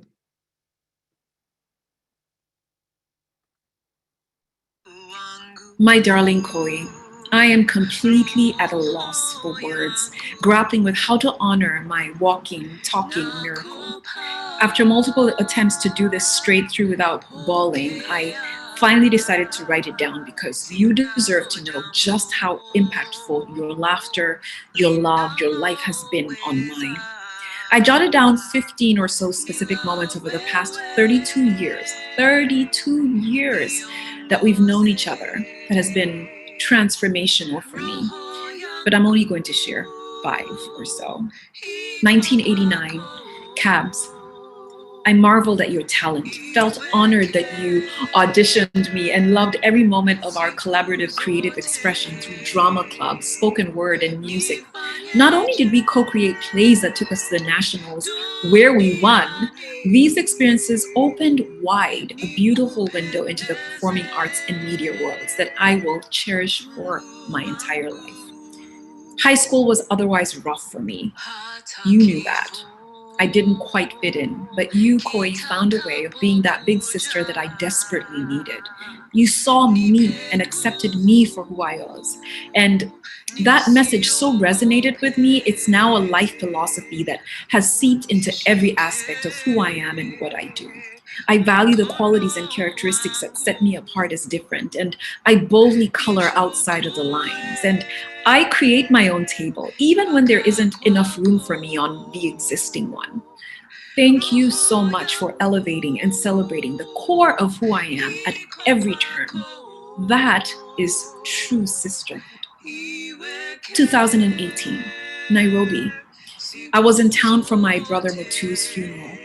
You traversed all of the green city in the sun to find me, Koi. Even though you had just been released from hospital yourself and weren't quite 100%, you wanted to look into my eyes to confirm that I was okay and to let me know that you loved me and were there for me through the darkness of that loss. It meant the world, Koi. Thank you for being so selfless and so determined to give me your love and to heal with that love. 2013, Thailand. I was deeply honored to be part of our sisterhood that traveled to Bangkok to celebrate your big birthday. 40 years on planet Earth. Only you, Koi, could draw such a diverse crowd of fierce females to circle you in celebration on the other side of the world. There were 18 of us all together. I was blessed to be your roomie, and I will forever cherish the heartfelt conversations, the soul-level laughter, the crazy fun that we had on that trip, and the sisterhood that entailed that will be with me for the rest of my life. Thank you, Koi, for bringing all of us together in such a special and meaningful and powerful way. 2017. Yet again, you showed up on my behalf, making the extra special effort to attend an event in honor and support of our dear brother and your co-angel, Big Kev, and my darling soul sister, TK. You understood how helpless I felt being so far away from them. That precious photo you took with TK, that text at 2 a.m., that 2-hour phone call the day after to assure me that my soul sister was held and that she knew that she was loved, albeit from afar. Koi, that was everything. Thank you. 2019 to 2020, you prayed with me through some dark and tumultuous moments, Koi. My brother going missing, 2 bouts of pneumonia, 2 bone marrow biopsies, the yuckiness that lingered from having been so hard hit by the coronavirus when I was.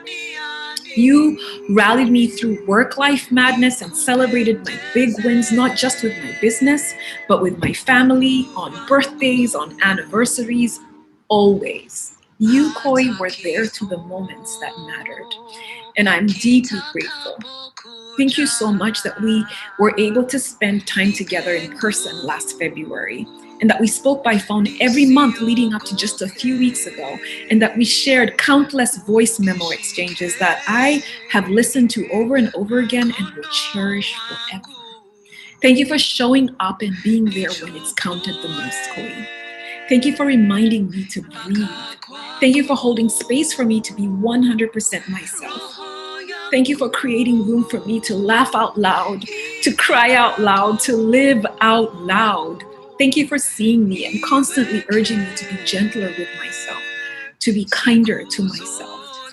Thank you for teaching me that this is what it looks like to live with courage, compassion, and conviction. That was all you, Koi. You, my darling Lorna Irungu-Macharia, are the epitome of fierce. In your most recent voice memo to me, you quoted and declared your favorite powerful scripture over my life. And so I bid you farewell with the same, Koi, our beloved daughter, wife, mother, sister, friend, angel. For I know the plans that I have for you, declares the Lord. Plans to prosper you and not to harm you. Plans to give you hope and a future. We are your future, Koi. We are your hope. We are your wildest dreams come true. We will keep some room in our hearts for the unimaginable. Love, love, and more love.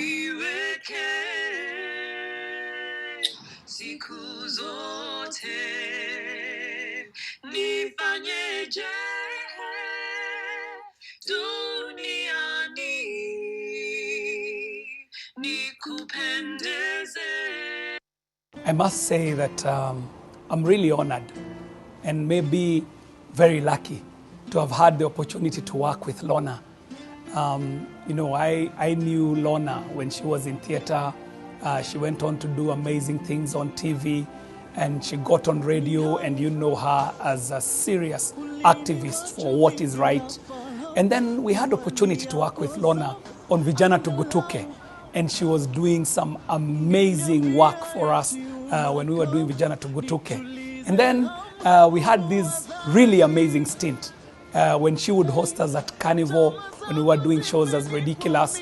And she ended up being a producer on one of the seasons of Ridiculous. And I must say that she was this really amazing individual. And even before I got to work with Lorna, you know, her reputation preceded her. Because I remember even when I was in high school, people used to talk about Lorna Irungu from Cubs.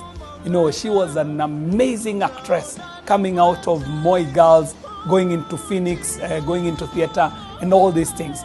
But for all the things that Lorna did, I think the one thing that she taught me how to fight. Because Lorna was a fighter. We all remember the fight that she fought with this autoimmune disease called lupus. She came out there and showed us that she had the power to live above the challenges that she had in life. This is a girl who has gone through 3 kidney transplants, but she never showed it on her face. She was this bubbly, amazing, intellectual woman, all through, even as she was fighting with these things. She was fighting for her life, but no one knew that she was fighting for her life because she was out there fighting for justice, fighting for what is right, fighting for the right politics in this country, fighting for the industry, fighting for the arts. So if there is anything that Lorna has taught me, she has taught me how to fight. And not only did she fight, she was extremely intellectual, she was very creative and very innovative in how she fought. I can't believe that there is this one fight that Lorna did not win. And that's why we're here saying, Ole. Lorna, your work will live on. Your memories will live on. I miss you. And go well, Koi.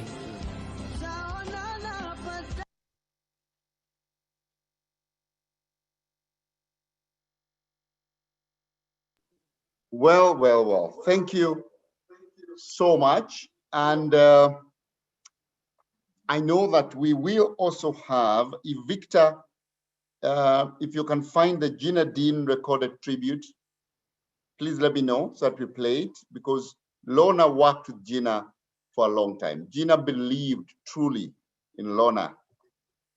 And that tribute, if you can find it, would like to run it when you have it.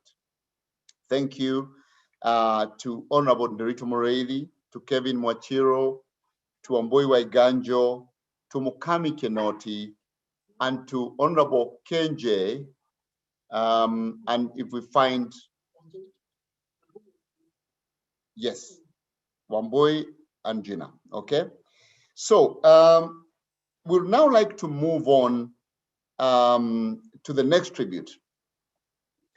But I also want to say that many of the people who are on stage with Koi at Mbalamwezi, you know, I want to have that moment, just like James Mwangi, to say, I really had a crush on Koi. You know, this, but I have shared this with Macharia, by the way. I have told him. And I hope Macharia, when he speaks, he'll confess that I actually owned up. But she was that amazing woman on stage, beautiful, and we loved her at Malamwezi. And then she was also acting in Phoenix, and then she did a lot of work at Carnival. And while at Carnival, I was then working at GlaxoSmithKline, and we were then coming out to actually support KJ and the others to run Red Corner. And we were running Red Corner, we were sponsoring, I was the brand manager then, and we worked with Koi, and she was the producer. She's the one who was straightening us up, tell us this is what needs to happen and this cannot happen. I was at Nation Media Group, actually. That's what I remember. So I will get back to Squeezy to finish her tributes, and then after that, we'll move on to one or two other tributes before then we get to the other section of this event today. So back to you, Squeezy.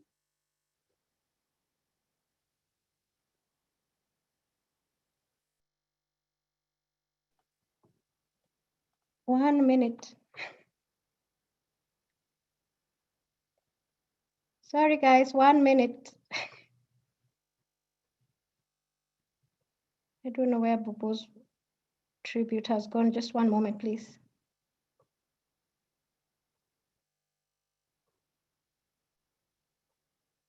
Sorry, guys, 1 minute.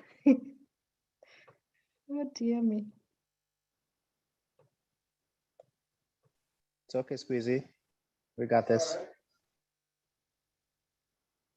Gosh.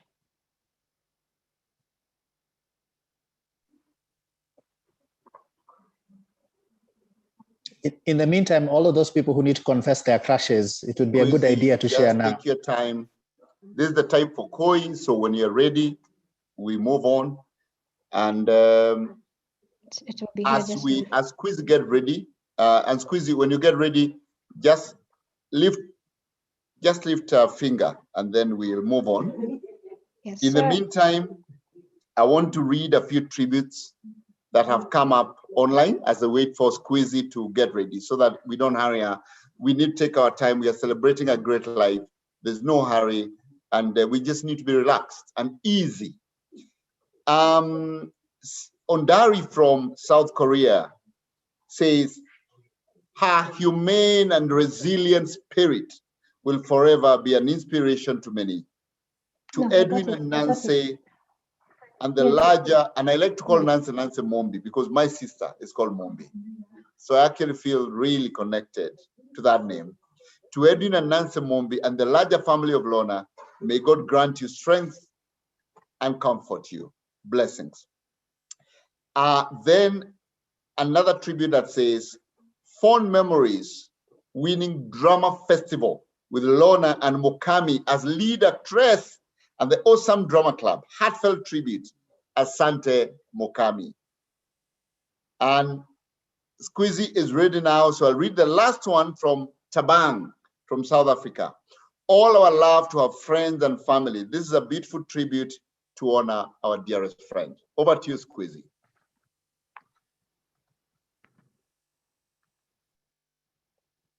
This is a tribute from our boy Waiganjo. Now here you see now the foolishness. I was always so deliberately and thoughtfully taken care of by Lorna, she would say, but we still need Bobo on Lorna time. Just checking that you are excelling and the countless for you jokes, GIFs, playlists, and internet things. You know how disagreements can slowly gnaw away at bonds or slowly coat and strengthen? I'm so glad ours strengthened and allowed us to truly see each other. Our adventures were so intense in the moment and then turned into comedy in retrospect, as only Lorna could do. One time, in an intentionally cruel Limuru thunderstorm, decided to sink us as we drove through the tea plantations. We focused and got out shaken but safe. Later, Lorna would say, that's what you get when Bobo's Google is Jipange tariff. That is Lorna's spirit. Go hard in the winter, but remember to find some joy in the spring. Guys, the time to leave is now. Take charge of it and love the people around you. Tomorrow does not belong to you.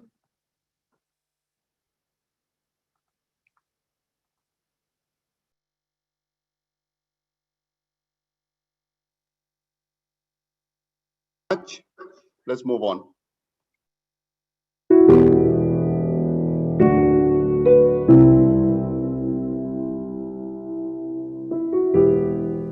Lorna, I am sitting in a part of the house where you and I sat many, many times, drinking champagne or drinking tea and chatting. This was the favorite part of your house, you used to tell me. It'll always remind me of the many, many afternoons we sat together. Saying goodbye so soon just is so difficult. So I'm not going to say goodbye, my dear Lorna. I'm just going to say I love you, and I know that you will always be with me. You brought so much joy to our lives. You brought happiness and a laugh that I will always remember. You added to my life professionally, as a family member, and as a friend. My family loves you. You were like an older sister to Natalia and Nathan. When you came to work for me, you said you wanted to learn from me. But Lorna, I learned so much from you. I learned the importance of being courageous and strong, and you taught me resilience in a way that I could never have learned. I will miss you so much. I will miss our times together. I'll miss my partner in crime. We had all sorts of schemes and things that we were doing. Lorna, you know, you really added to my life. I just want you to know that you added to my life in so many ways. And the outpouring of love that we've seen in this country since you left has been incredible. What an amazing legacy you've left. You used to come to work sometimes when you were in so much pain, and I'd say, Lorna, why are you here? And you said, because I had to show up. And I just want you to know, Lorna, that I will be showing up for Edwin and for Nancy. And I hope in some way I can provide a little bit of comfort to your family. Go well, Lorna. Go well, my angel. Rest. We love you, and we'll see you on the other side. Lots and lots of love.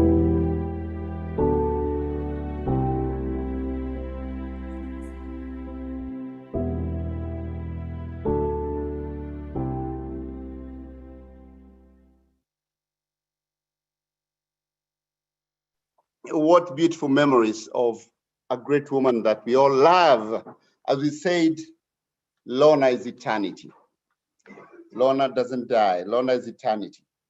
And I have seen a lot of great memories. I just want to mention one or two before I ask Chris Foot to come in. This is from Toyosi Kolawole. I salute and celebrate an awesome woman, a beautiful spirit, and a powerful voice. Rest in peace, Lorna. Really, really powerful tributes coming through. And I saw Boniface Mwangi. I have to call you out because Boniface says that Edwin has asked for confessions. Didn't every boy who grew up watching Lorna on TV not have a crush on her? LOL. The confessions come up. And now I would like to move on to Chris Foot, a friend, somebody who's been very close to Lorna for all those years, somebody who's actually stood by her, by Edwin, and somebody Lorna specifically asked, I would like Chris Foot to actually speak at my memorial. Chris Foot is the chair of AROCA. I hope I pronounced that right, Chris. If I did, please correct me. By the way, for many of you, I'm from Nyeri, so some of these things are a bit difficult for me. But Chris is also a former chair of the Kenya Film Commission. So Chris, please welcome. It's a time to give you a tribute to a great woman that we all love. Over to you. Thank you very much. And yeah, I think for all the qualifications in life, the one that matters today is a friend of Lorna's and somebody who loved her like a brother and like a sister. And for all you guys who went before, particularly Eugenia, that was very unfair. You can't give a tribute like that with music like that and expect me not to have a little wobble of my top lip. The British part of me there is really struggling with not crying now. I guess for many of us, we knew Lorna in so many different ways. I remember Lorna would call up on particular causes, Phoenix when they needed help with Phoenix. But one particular one that she called me up, which I kind of never forgiven her for, Edwin, was vagina monologues. Yeah, no, please just cringe with that. She lied to me. She called me up and said, Chris, could you come and help raise some money for this wonderful women's charity that was during the sexual offenders bill with Njoki and everyone else? And I'd helped a little bit with that. But she said, could you just help with this wonderful little play we're doing called Vagina Monologues? And blokes, if you're ever asked to go to Vagina Monologues, don't, unless you're of stronger constitution than I am. I turned up at Carnivore and listened to this play, which was shocking for me and my Calais Christian roots and some of the words that were used. And it was a wonderful epiphany for me about women's rights. And Lorna was so persuasive that the next year I actually emceed it. And to this day, I've still wondered how on earth I ended up getting involved with the Vagina Monologues. And that was Lorna. But what people forgot about Lorna was she was this amazing woman who fought amazing causes, but there was this other side to her. She had this Rolodex, this contact list of people that transcended every barrier in the world, from presidents to Mama and Boggers. And she was known by everybody, as we can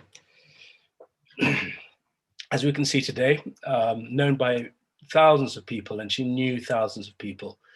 But I think perhaps the biggest thing that she would love us to know today was who she knew. And she knew Jesus.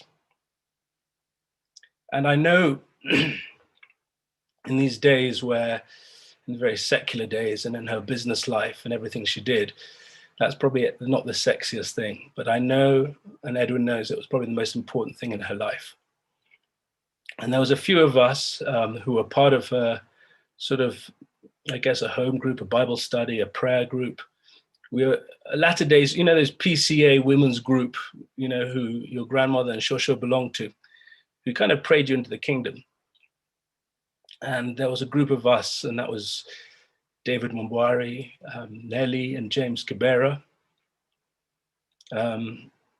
Vicky Camby, Rachel Kachinga, and the lovely Anne, of course. And there was Michael, the Swiss guy, and a wonderful, wonderful mix of people who would meet regularly to pray and read the Bible.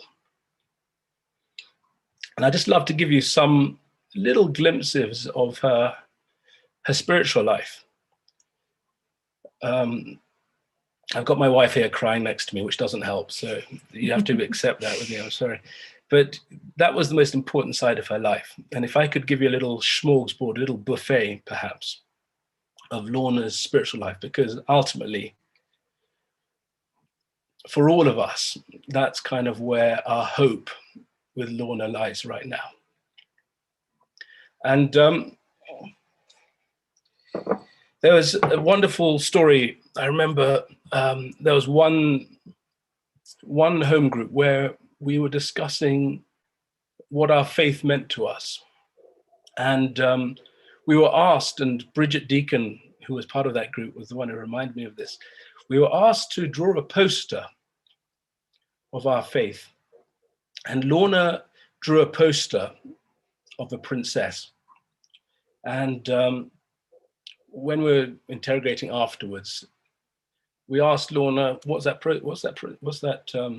poster about? And she says, I'm Jesus's princess. And I guess that's the most important thing for her, was how she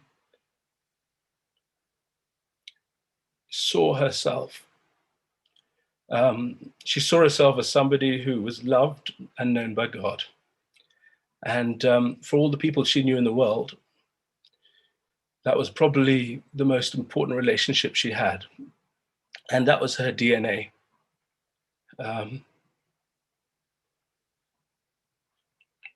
She was somebody, as we all know, who was passionate about social justice. She was free, and yet she was a slave for the hurting, the dirty, the dying.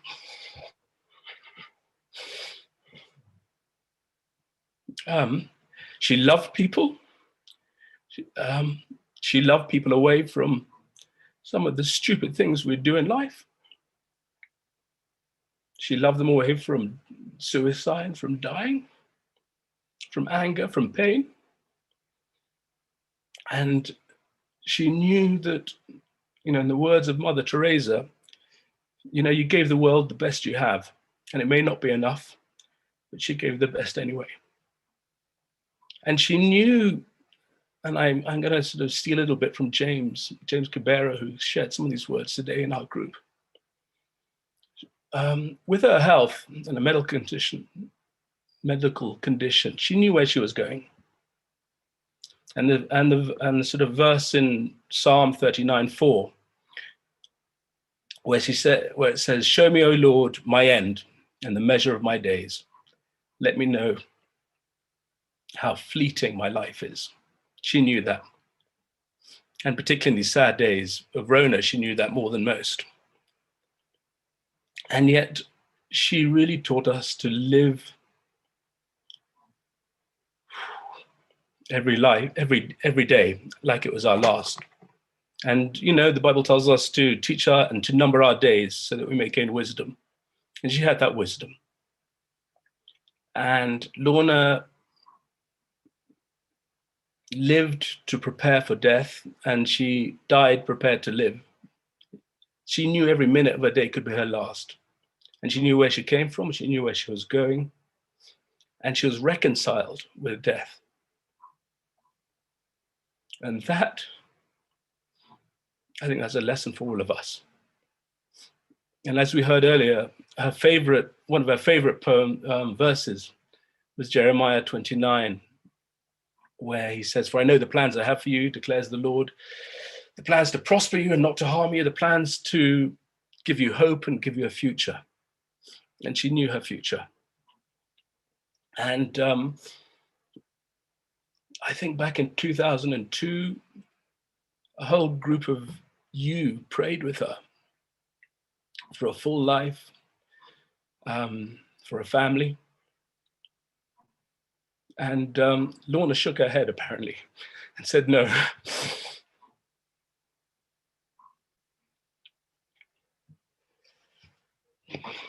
But God had different plans and gave her that, gave her a family, gave her a full life. And she worked in it and lived through it. And she had a fuller life than most of us could dream of. And by the way, I don't usually cry. You know, when I kill people, I just do it, bam, no one knows. But that's a joke, by the way. But, you know, she just knew how to live. And God gave her this miracle of life, and she lived it fully.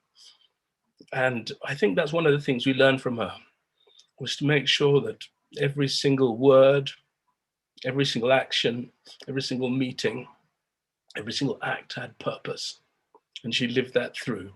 She was all in 24/7, 365. And literally for her to live was Christ, and to die was gain. And her impact around the world, as you know, we've heard from hundreds of people and across social media over the last few days, was enormous. And she really taught us one thing, was to number our days.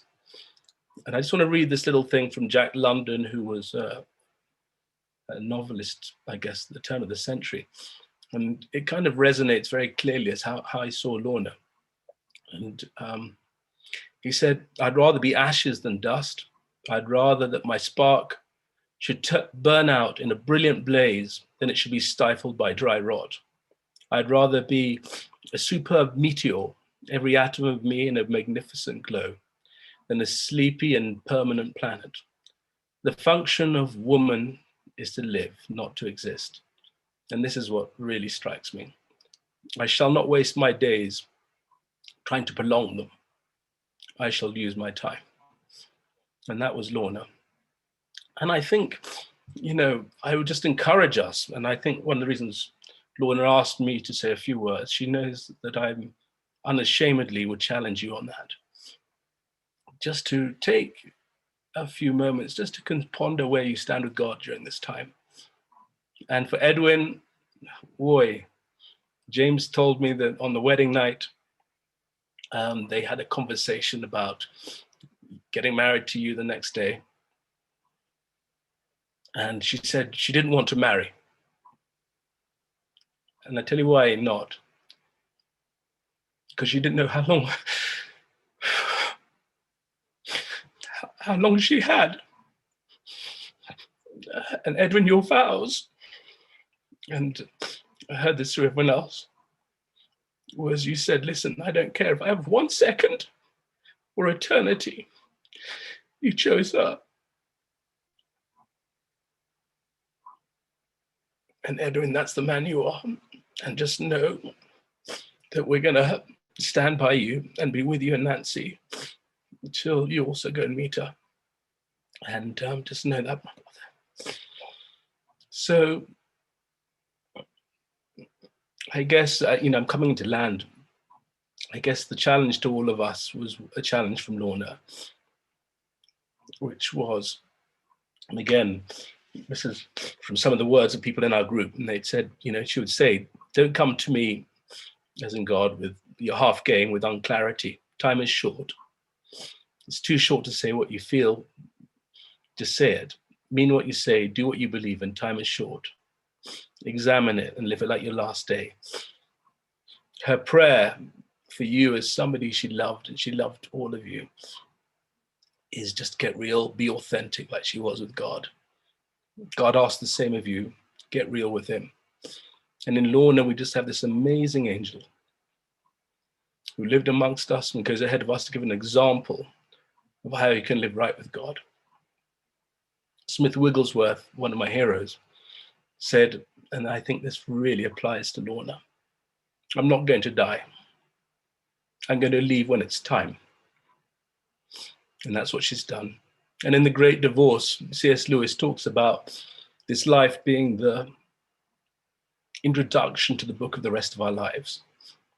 And then we go into the rest of our lives and how we've had this wonderful term time, school days are over and the holidays have begun, Nancy. So please put things in perspective. And to Lorna, our beautiful, crazy, dancing, wonderful singing friend, there are other wells to sing in, and we love you.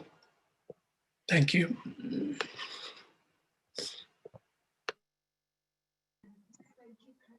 Amen. Amen. Amen. And thank you so much, Chris, for such a really strong tribute. There are a lot of comments about your tribute, for knowing this family so well and for being actually so close to the family. I'm told by people like Anne Mitaru that actually Lorna and Anne and others would come when you hosted the Bible study groups for them. And I think you've really been a pillar in that spiritual life of Lorna. So thank you so much, Chris. And for you to reflect on the person that Edwin is, that actually Edwin is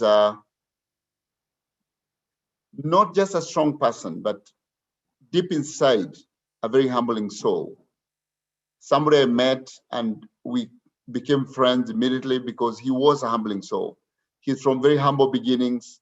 He's risen to the top of the world, but it hasn't changed who Edwin is. Edwin is still the person who will call me to his house with my wife, and when they're with Lorna, and they'll call Mwangi and Shami and others and say, we want to celebrate life by having champagne and mutura. For those of you who don't know what mutura is, it is a traditional sausage made out of, excuse my language, the intestines of a goat. And he would call us here, and truly, to his word, would have champagne and mutura. That is Edwin. I have seen several comments on tributes. First, to Somoina, who says here she lost her job to Lorna at Carnival. It hasn't made you less of who you are. You've really contributed, but you've actually reflected on how Danford called you and said, we'll choose Lorna, even when the two of you were the best candidates for the job. I have seen Anne say she just helped you see the better version of you that she saw. She saw you and she saw the better version of you, and that's what she brought up. Lorna was amazing, so full of compassion. I am going to call up Edwin to give his tribute. This is not an easy moment for Edwin, for us. We can be there and assume that we are there for him, but none of us understands from the words of Chris saying, I would rather spend a second of knowing love. And look how many years God has given them together. Look how amazing God is, guys, that even with that saying, I would rather have just 1 second of knowing you and loving you. Look how many years they have had together with Nancy. So Edwin, this is your moment to give a tribute to somebody who is not only your wife, a friend, a confidant, somebody who walked with you all your life. Thank you so much, Edwin, for being who you are. And now this is your moment. Over to you, Ed. Thank you, Dr. Tari. And as I'm learning, I need to call you uncle. So we'll see how long that sticks. Hi, everybody. I'm Lorna Irungu's husband. Those are words that some of you might be deeply surprised by how frequently I've had to use them myself, especially when you consider that I have a fairly visible global career. But they truly speak to how incredible this love of my life was. Like many, and I'm still taking names, I first knew Lorna on TV. Dashing, daring, sassy, confident. She had a presence about her that drew everybody in. But as we know, I was a Shags guy, right? I grew up all over the country with little chance of ever being on TV or proximity to such a star. She was somebody we all dreamed about and somebody we knew was way out of our leagues. I first met her in person at the Carnivore. This was in December 2005 or 2006. And Eric Wainaina was doing a Christmas concert there at the time. Taking advantage of the fact that I'd known Eric for many years, I snuck my way backstage to hang out with Sheba, Eric's wife. And because the event was at the Carnivore, Lorna naturally came by to check how things were going. And heart pounding, I tapped on Sheba and I said, hey, introduce us. And that conversation went exactly the way you'd imagine. She was courteous and engaging, but that was it. As she would defend herself whenever we spoke about it later, she said she was at work and was used to meeting random jamas who, not her fault, they just weren't memorable.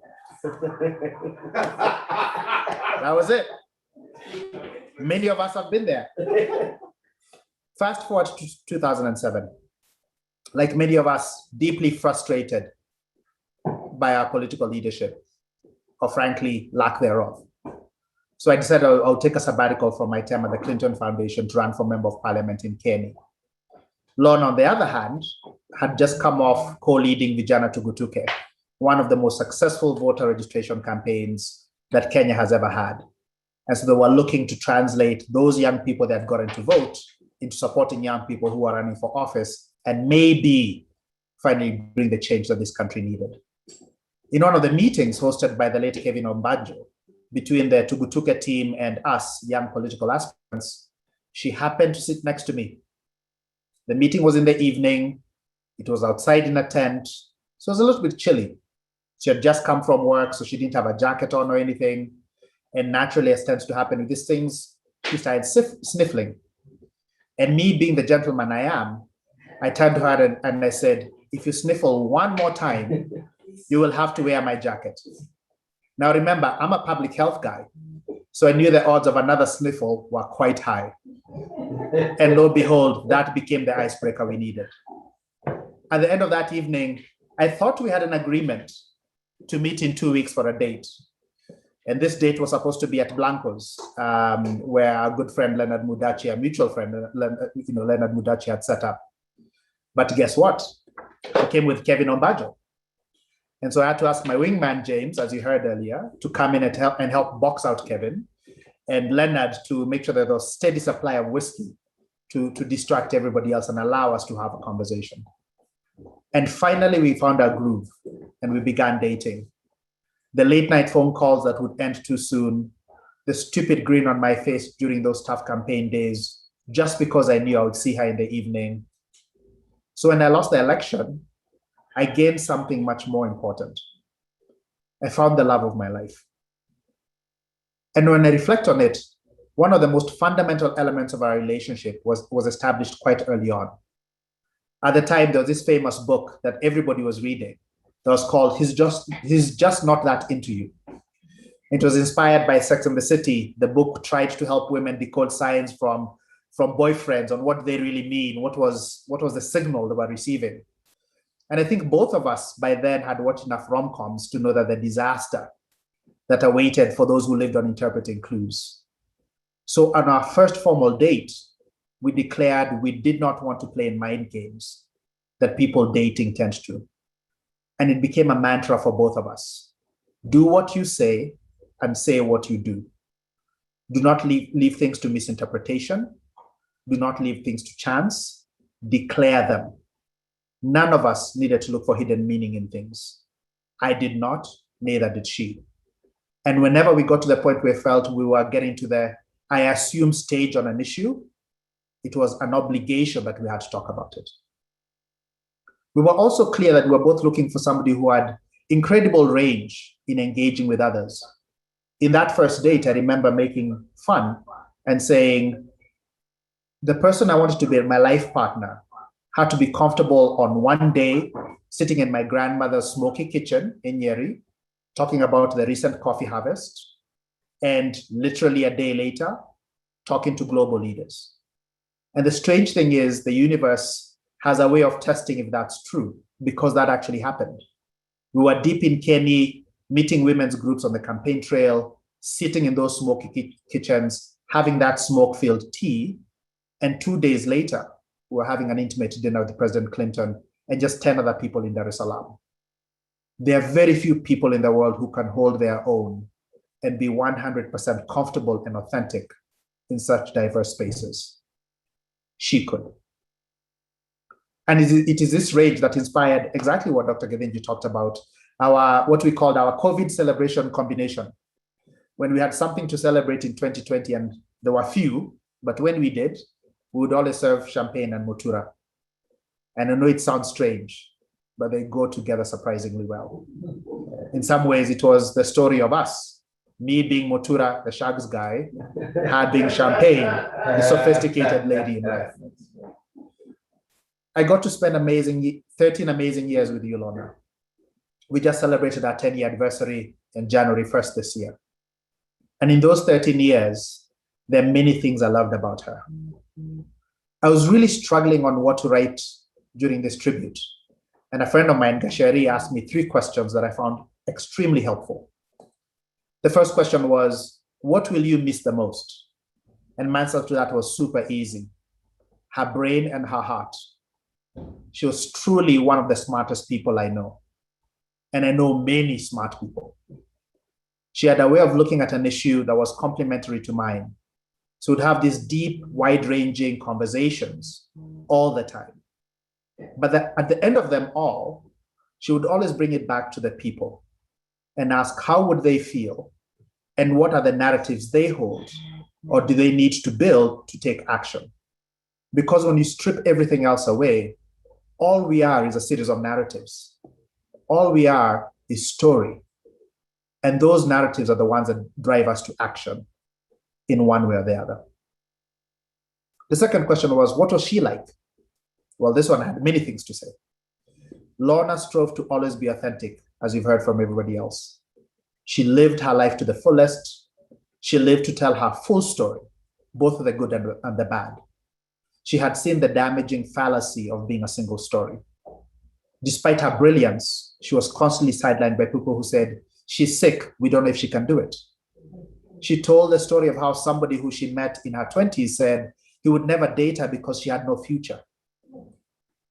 Not many people had the courage to bet on her, but those who did, the Carnivore, Motorola, Gina, Kakuzi, you all know how incredible she was, how she would pull all the stops and go above and beyond, how she would draw on that incredible network to get things done. She was truly one of the most networked people I know. And it was a networking of, I have your phone number, maybe. It was when she calls and asks, people would do things that were difficult or uncomfortable. She created spaces for others. She publicly shared her lupus and kidney transplant stories because they would inspire some. And just as importantly for her, they would give comfort to others by giving them space and a point to start from in their own struggle. She knew she had the power to bring out the voice of the silent majority. She rarely wanted to be in the limelight, but she knew she could anchor a conversation in a way that gave others the courage to speak up, to speak out, and to act. So she stepped up and bore the burden that comes with being visible on an issue. The trolls, the patriarchy apologists, being told she was not being a good Kikuyu wife by speaking out. You can all imagine how that conversation went down. She cared deeply about the inequality in the world. We spoke daily about how the world was simply a construct. It is something we have constructed. It is not innate that they are marginalized people. It is not natural that there are people who do not have enough to eat. That gender-based violence is a reality for too many. Many people in the world make passive choices or go with the flow. And that's what keeps that construct alive and keeps others marginalized and outcast. So she strove to be active in calling it out, in raising awareness about injustice where she could, and creating space for others to drive change. She did not shy away from a fight that was needed, even if the odds of winning were stacked against the cause. She loved Wangari Maathai's story about the hummingbird. If you don't know it, Google it now. It is an inspiring story. It inspired the Pepe Ruka t-shirt, which is what she was cremated in, because every little step matters. Every little drop matters. And she lived by that. She was fiercely loyal, fiercely loyal. Her friends and family knew she would walk through fire for them, but it was never blind loyalty.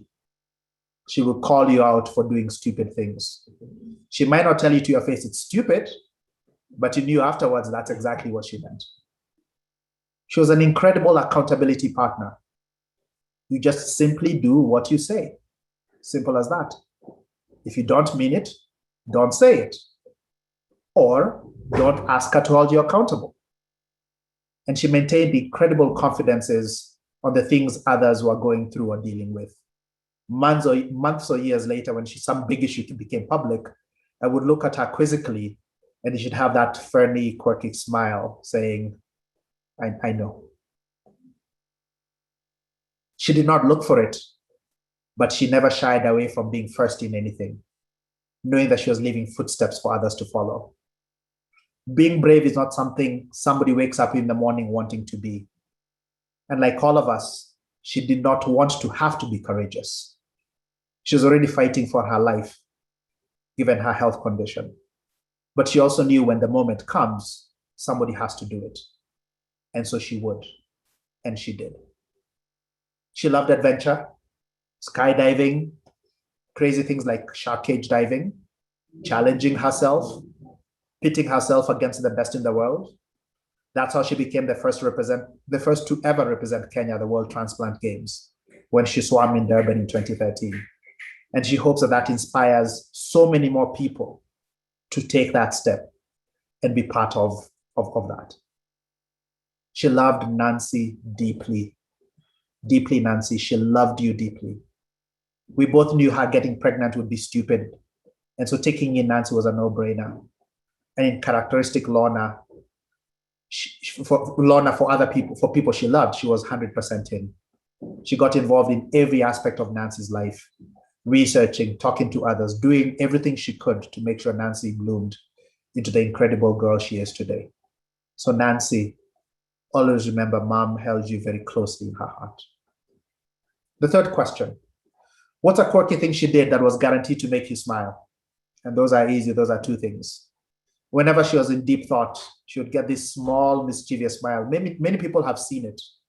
And you knew it wasn't just the thinking, is that she was scheming something. And that thing wasn't something small.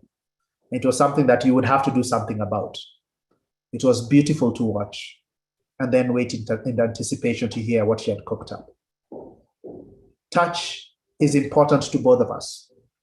So every so often, especially in the last year when we literally spent every day in the same space, she would find a way to wiggle herself into my space, typically when I'm on the couch, and find her nook.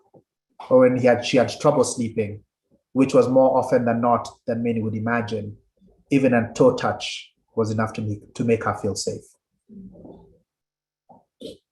COVID gave us a year together. My last flight out of the country was in February last year. So I went from traveling about 50% of the time to seeing each other every single day. With all this craziness, 2020 is a year I'll remember fondly. And it might sound strange, but I was happy when I found out that I also had COVID because it allowed me to be with her. I moved into a hospital room and became her assistant nurse, tending to her every need. And I was there holding her hand in her last moments. Who lives, who dies, who tells your story is a line from Hamilton, one of her favorite shows that we had the privilege of watching and meeting the cast. She is no longer with us. We live. We have to take the baton of her work and tell her story. And this is the purpose of the Lorna Irungu-Macharia Foundation, which is being set in her honor, which she wanted to focus on two areas. Naturally on health, especially on autoimmune diseases. She knew how tough it was to have something that was undiagnosed for so long, especially as a young adult. It created pain and adversity. When she lost a lot of weight in her 20s, people said she was HIV positive. And because she did not have a proper diagnosis, she was disempowered from doing something about it. This is a gap that we have to fill and we have to close permanently. Secondly, on women and leadership, particularly in politics, representation matters. The patriarchy is strong, but it must be dismantled.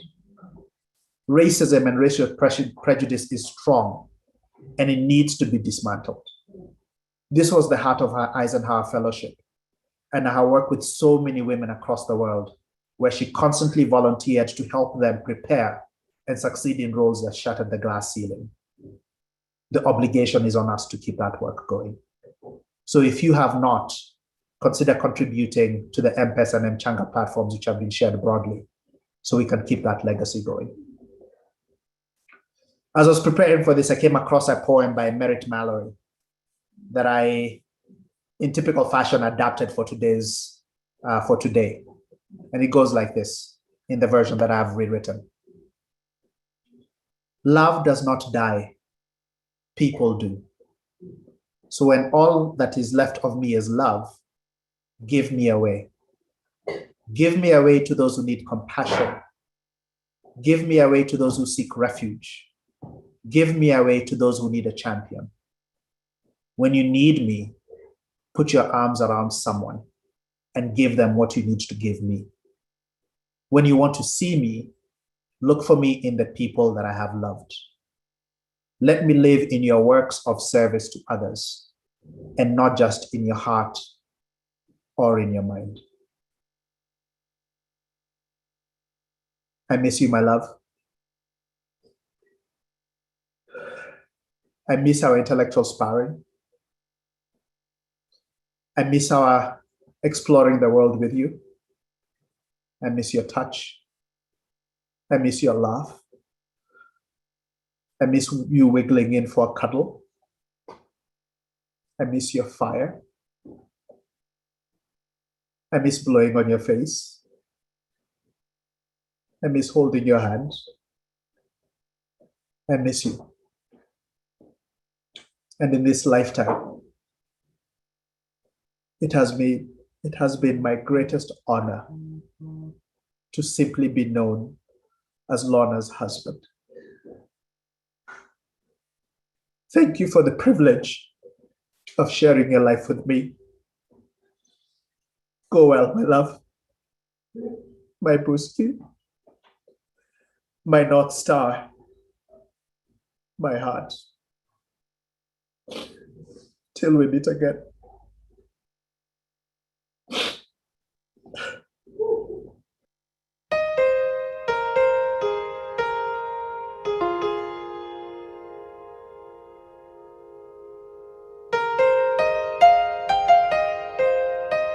Thank you.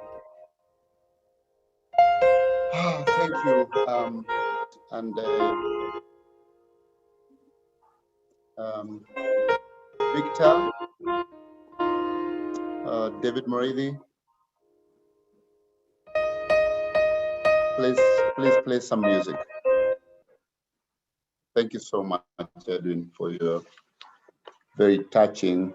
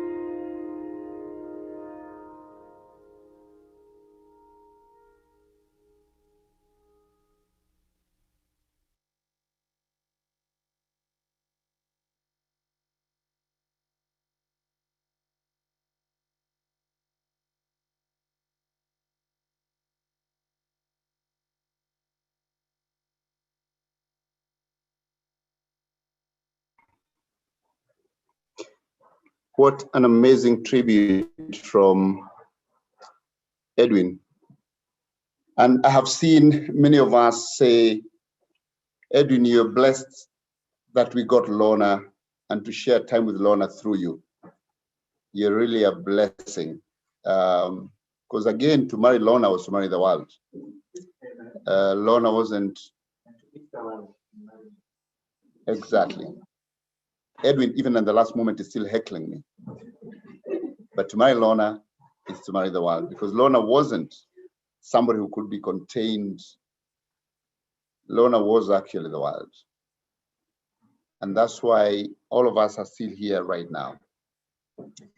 As we come to the end of this tribute, which has been summarized so passionately and so emotionally by her husband, Edwin, her lover, her friend, a pillar for each other as they were.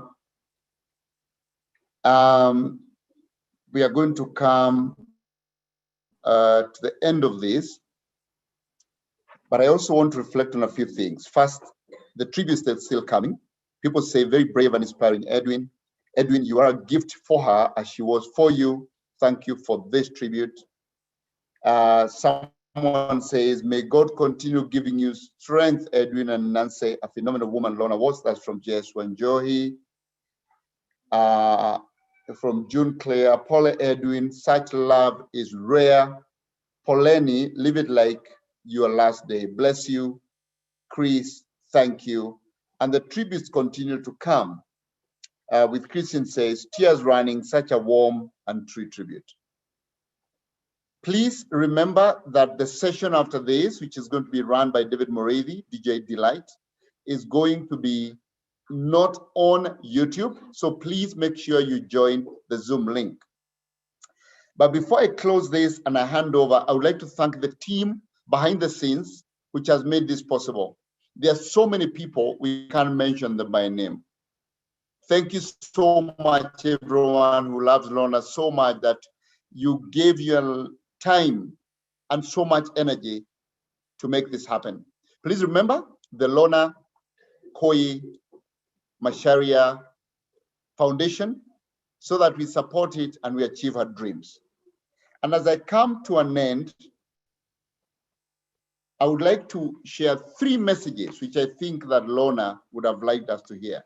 One, I think it's important for all of us to realize that the vaccine came too late for Lorna. Every time I met Lorna, she told me, Dr. G, which is what she loved to call me, when is the vaccine coming? Because she knew she was vulnerable. And we had many times we discussed what vaccine is right for me. And Lorna was not afraid of the COVID vaccine. Lorna embraced science. Lorna embraced the truth. And the vaccine came too late for her. If the vaccine was in time, Lorna would be alive. Amen. Please remember those words. Secondly, Lorna was open about how we need to behave. That we need to protect ourselves, we need to protect others against the pandemic. We should not be selfish. Lorna wore her mask all the time when she came to visit us. Please remember, take care of everyone. Don't fall to the trap of misinformation. Don't listen to misinformation. Because Lorna was truly an honest person who sought the truth. Seek the truth. Wear your mask, social distance, wash your hands, and let's save lives. But the final point I want to make on behalf of Lorna, which her husband reflected on, is misogyny. That Lorna was a true believer in an equal world. Lorna was a true believer that women needed to be respected. That is why Chris, Lorna stood up and participated in the cast. Actually, I must say, with my wife many years ago, through the vaginal monologues. And Chris, I can't promise you that the vaginal monologues will not be staged again. Next year is the 20th anniversary of vaginal monologues. And I cannot promise you that it's not going to be done again in honor of Lorna. And why so? Because we still struggle with misogyny. We still struggle with respecting women. And we still struggle with reducing women to their sexuality. Women have so much to offer, more than us, more than men. And as you've seen from what Lorna has done as a hummingbird and the tribute given to her by her husband, you can see that when we reduce women to their sexuality, we are reducing ourselves to nothing. And I want to truly reflect on an issue that Lorna would have called out today, and that is the issue by the journalists, by the broadcasters on radio, who went out of their way to denigrate a woman who lost her life, and they spend their time discussing that she lost her life because of her sexuality, because she was this or that, because she was reduced to her vagina and what her vagina can do. I don't want to spare the language. I want to say that we must call it out. We must call out. And I'm calling on Radio Africa Group to take the necessary action, because on behalf of Lorna, Lorna would have called this out. Lorna would not have kept quiet on this issue. It doesn't matter how much we bury it. We must come to the table and we must reflect on Lorna. And if we don't take the actions, we have nothing against Radio Africa Group. We have nothing against Homeboys Radio. We have everything against somebody who uses their privilege and their voice to further diminish women to their sexuality. Eunice deserves to leave. And Lorna would have called out this as loudly. As Edwin said, as a hummingbird, whether she had the power to change it or not, she would have called it out. Let's call it out in her memory. Thank you, everyone. And I would like to bring an end to this session of this tribute. I believe truly that we feel the love, the courage that Lorna was and which Lorna lived. And now I would like to lead us in a short prayer. All of us know the grace. So let us say the grace wherever we are. The grace, loudly, fellowship of the Holy Spirit, be with us now and forevermore. Amen. God bless you all, and please reflect on the life and the words of Lorna. We are now going to proceed to a 5-minute break with a slideshow. And after this is over, I am going to invite David Moridi, DJ Delight, to lead us in the next session. Please remember, this is not going to be on YouTube streaming. It's going to be on Zoom. Please check out on the chat for the correct link. Thank you so much for joining us, and may God bless you richly. And may God rest Lorna's soul in eternal peace and eternal power. And may we continue to support the family of Lorna, Edwin Macharia, Nancy Mombi. Thank you very much for joining us, all of you, and God bless you.